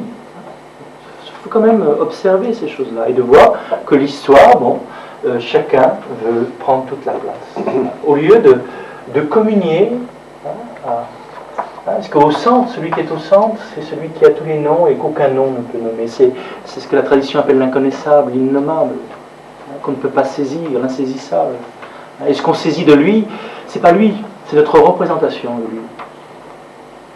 Alors arrêtons de nous battre pour une représentation de Dieu, pour prendre davantage de temps pour l'adorer peut-être, pour le prier ensemble et de mettre un peu de paix là. Donc ce symbole peut être aussi un symbole de paix. Le mot. Peut-être que juifs, chrétiens, musulmans, c'est pas votre problème. Hein. Le problème, c'est peut-être on se rapproche de chez nous. Hein. Donc vous voyez, on est parti de la Trinité. Et on descend. Peut-être qu'on est passé un petit peu trop vite hein, sur cette expérience de l'unitrinité, exactement. Et ça serait intéressant de lire les textes évangéliques, hein, parce que ce schéma, il est fondé sur les Écritures. Hein, c'est-à-dire sur des moments, par exemple, où Jésus dit « Le Père et moi, nous sommes un ». Est, nous sommes le Père et moi, nous sommes un. Le fleuve et la source sont un. Et puis il y a d'autres moments où il dit « Le Père est plus grand que moi ». Donc le Père n'est pas moi. Donc en tant qu'être humain, je ne suis pas le Père. Donc vous sentez bien qu'il y a dans l'écriture elle-même des moments où il affirme son unité, des moments où il affirme sa différence, où il se montre tout à fait dans je dirais, dans sa réalité incarnée. Et à d'autres moments, je dirais, il se montre dans son unité avec la source incréée de son être. Non est, est. Bon, maintenant, venons peut-être en Suisse. Mettons les protestants, ici. Mettons les catholiques romains. Mettons les orthodoxes. Hein? Et là aussi, ça fait couler du sang, peut-être davantage de mots que de sang, mais il y a de la violence aussi. Il y en a eu, en tout cas. Hein? Et il y en a encore de temps en temps. Hein? Bon, c'est vrai qu'un protestant, c'est pas un catholique. Qu'est-ce que vous voulez? Et tant mieux, et tant mieux. Parce que chacun a sa tradition propre, ses coutumes propres, sa façon d'interpréter les Écritures, de célébrer. Et ce serait dommage de renier sa tradition qui nous est propre. Ce serait dommage qu'un orthodoxe oublie sa liturgie. Et ce serait dommage qu'un protestant oublie son amour de la Bible. Et je caricature un peu. Parce qu'encore une fois, un protestant n'est pas un orthodoxe, un orthodoxe n'est pas un catholique, on est bien d'accord, mais on est tous des chrétiens quand même. Non est, est. Et que se tenir au milieu, se tenir au centre, c'est voir ce qui nous différencie et voir ce qui nous relie. Encore une fois, si on veut faire la synthèse, donc là on parlait tout à l'heure de la synthèse qui est le cœur de l'être, le mystère de l'être. On parlait de la synthèse qui est peut-être à faire entre les religions, c'est-à-dire qui commence par le respect de la différence de l'autre, pour qu'il y ait une unité réelle. Bien, entre les églises, c'est la même chose. Donc là, il s'agit encore une fois, c'est notre enracinement qui va nous permettre l'ouverture. C'est d'être bien, j'allais dire, dans son angle, dans son coin, qui va nous permettre d'entrer en relation avec l'autre. Et d'apprécier sa différence. Je chante ta différence. J'aime ta différence. Et de temps en temps, eh bien, assister par exemple à une liturgie orthodoxe, je n'en suis pas moins protestant pour autant, ou vice-versa. Et que là, à la fois ça circule, il n'y a pas de mélange, et il n'y a pas d'opposition. Ni mélange, ni opposition. Parce que si on veut tout mélanger, vous savez, cette espèce d'écuménisme par le bas, tout niveler, ça va entraîner de la violence d'un autre côté. Ça appelle une sorte de fanatisme. Et de vouloir à Jérusalem que tout le monde s'embrasse et tout ça, que tout le monde aille bien, si on ne différencie pas suffisamment les différents quartiers, c'est intenable. Par contre, si chacun a sa place et est reconnu dans sa place, il y a peut-être une circulation possible. Et il s'agit bien de reconnaître la place de chacun. Il s'agit bien que chacun se reconnaisse comme une partie d'un tout. Ne se prenne pas pour le tout. Ne veut pas prendre toute la place. C'est ça le problème. Bon.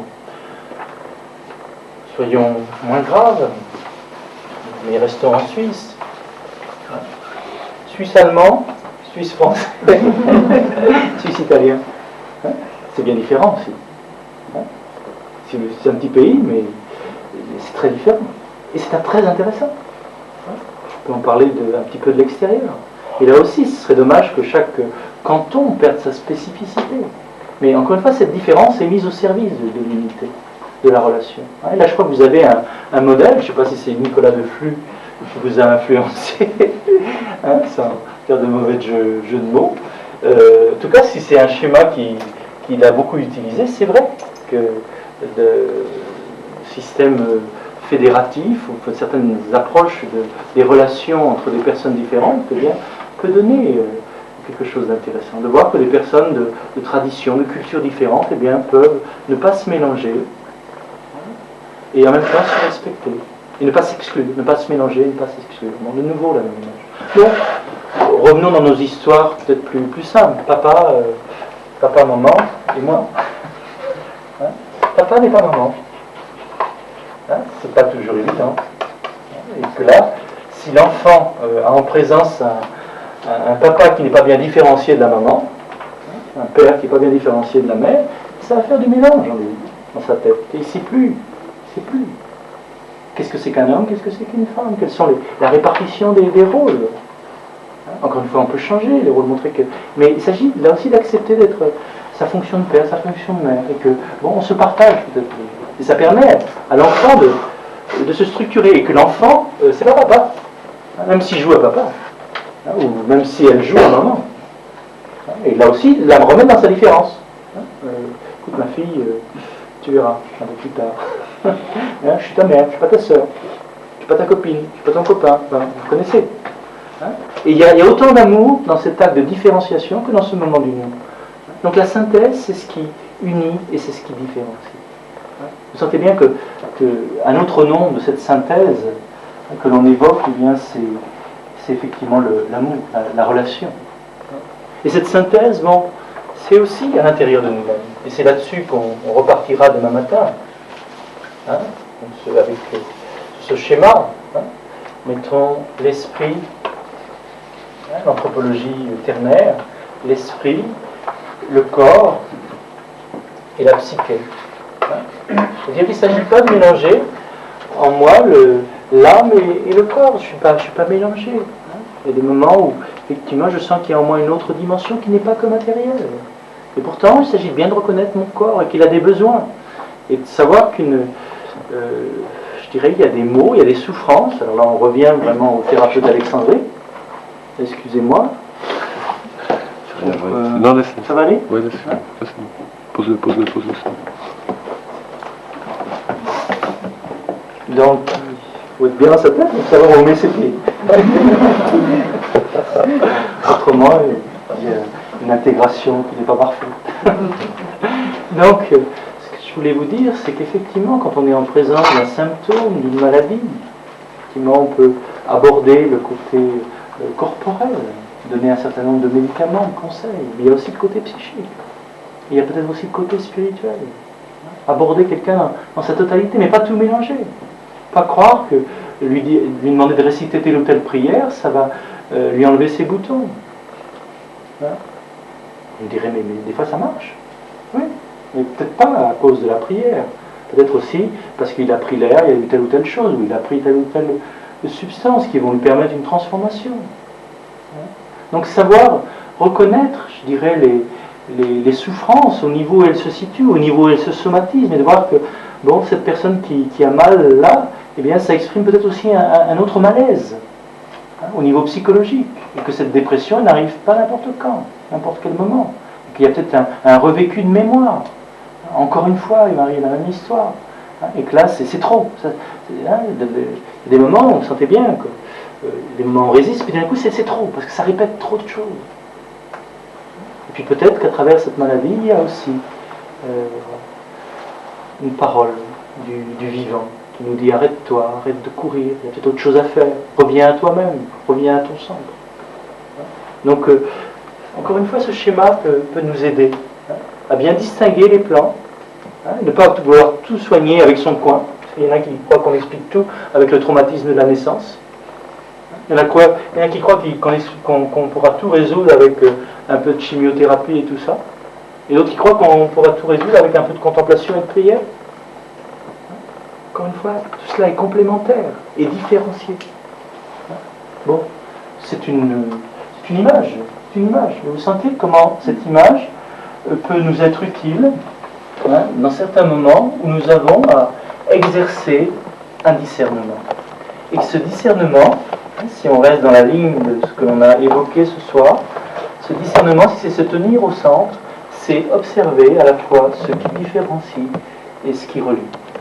Bon, on pourrait appliquer ça, je dirais, dans nos rencontres, dans les moments où on se parle, et de voir quand on n'est pas d'accord, d'écouter ce désaccord. Et c'est important, il va nous aider à mieux nous connaître dans notre différence. Et je te demande de me dire ta différence. Et en même temps, au cœur de cette différence, on va voir qu'il y a aussi quelque chose qui nous relie. Et que pour qu'il y ait vraiment une relation riche, si on est trop semblable, ça ne marche pas. Si on pense tous la même chose, on ne pense plus. Si on pense tous, si on a les mêmes goûts et tout ça, ça devient insipide. Mais si on est trop différents, si j'ai envie d'écouter Mozart et que tu mets ton Wagner plus fort, ça ne va pas. Ça va faire de la cacophonie. Par contre, si tu veux bien, j'aime Mozart, j'aimerais te faire partager mon goût pour lui. Je ne comprends pas Wagner, mais bon, si tu es capable d'écouter Mozart, peut-être que je vais devenir capable d'écouter Wagner. Vous sentez bien? Je reste avec mon goût propre, avec mon choix propre, ma personnalité propre, et en même temps, je suis capable d'écouter l'autre dans sa différence. Parce que là, les contraires, les opposés ne se détruisent pas, ne s'excluent pas. Et en même temps, c'est pas parce que tu aimes Wagner que je n'écouterai plus jamais Mozart, ou vice-versa. Vous me sentez bien dans certaines relations, dans certains couples, c'est le drame qui se passe. Parce que le goût de l'un, l'emprise de l'un, la pensée de l'un, la foi de l'un, la croyance de l'un, la représentation de Dieu de l'un, écrase celle de l'autre. C'est dommage.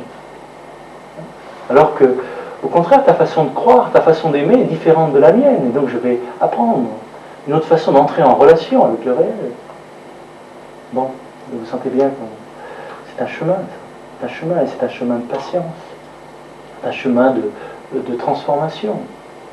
Et que cette transformation devient possible, je crois, dans nos relations les uns avec les autres, des relations de nos sociétés les unes avec les autres, de nos églises les unes avec les autres, de nos religions les unes avec les autres, dans la mesure où déjà, en nous-mêmes, je dirais, on vit cette relation intérieure. Souvenez-vous que Jérusalem, c'est en chacun de nous. Il y a différents quartiers qui ne communiquent pas entre nous. Le haut et le bas ne communiquent pas toujours ensemble. Il y a des quartiers de nous-mêmes qu'on ne va jamais visiter, qui nous font peur. On ne s'y promènerait pas la nuit. Par contre, il y a des quartiers où on est bien. Là, on est à l'aise, on est au chaud. Vous sentez bien que c'est pas si simple. C'est que Jérusalem, Yerushalayim, le lieu de la paix, ça commence en nous.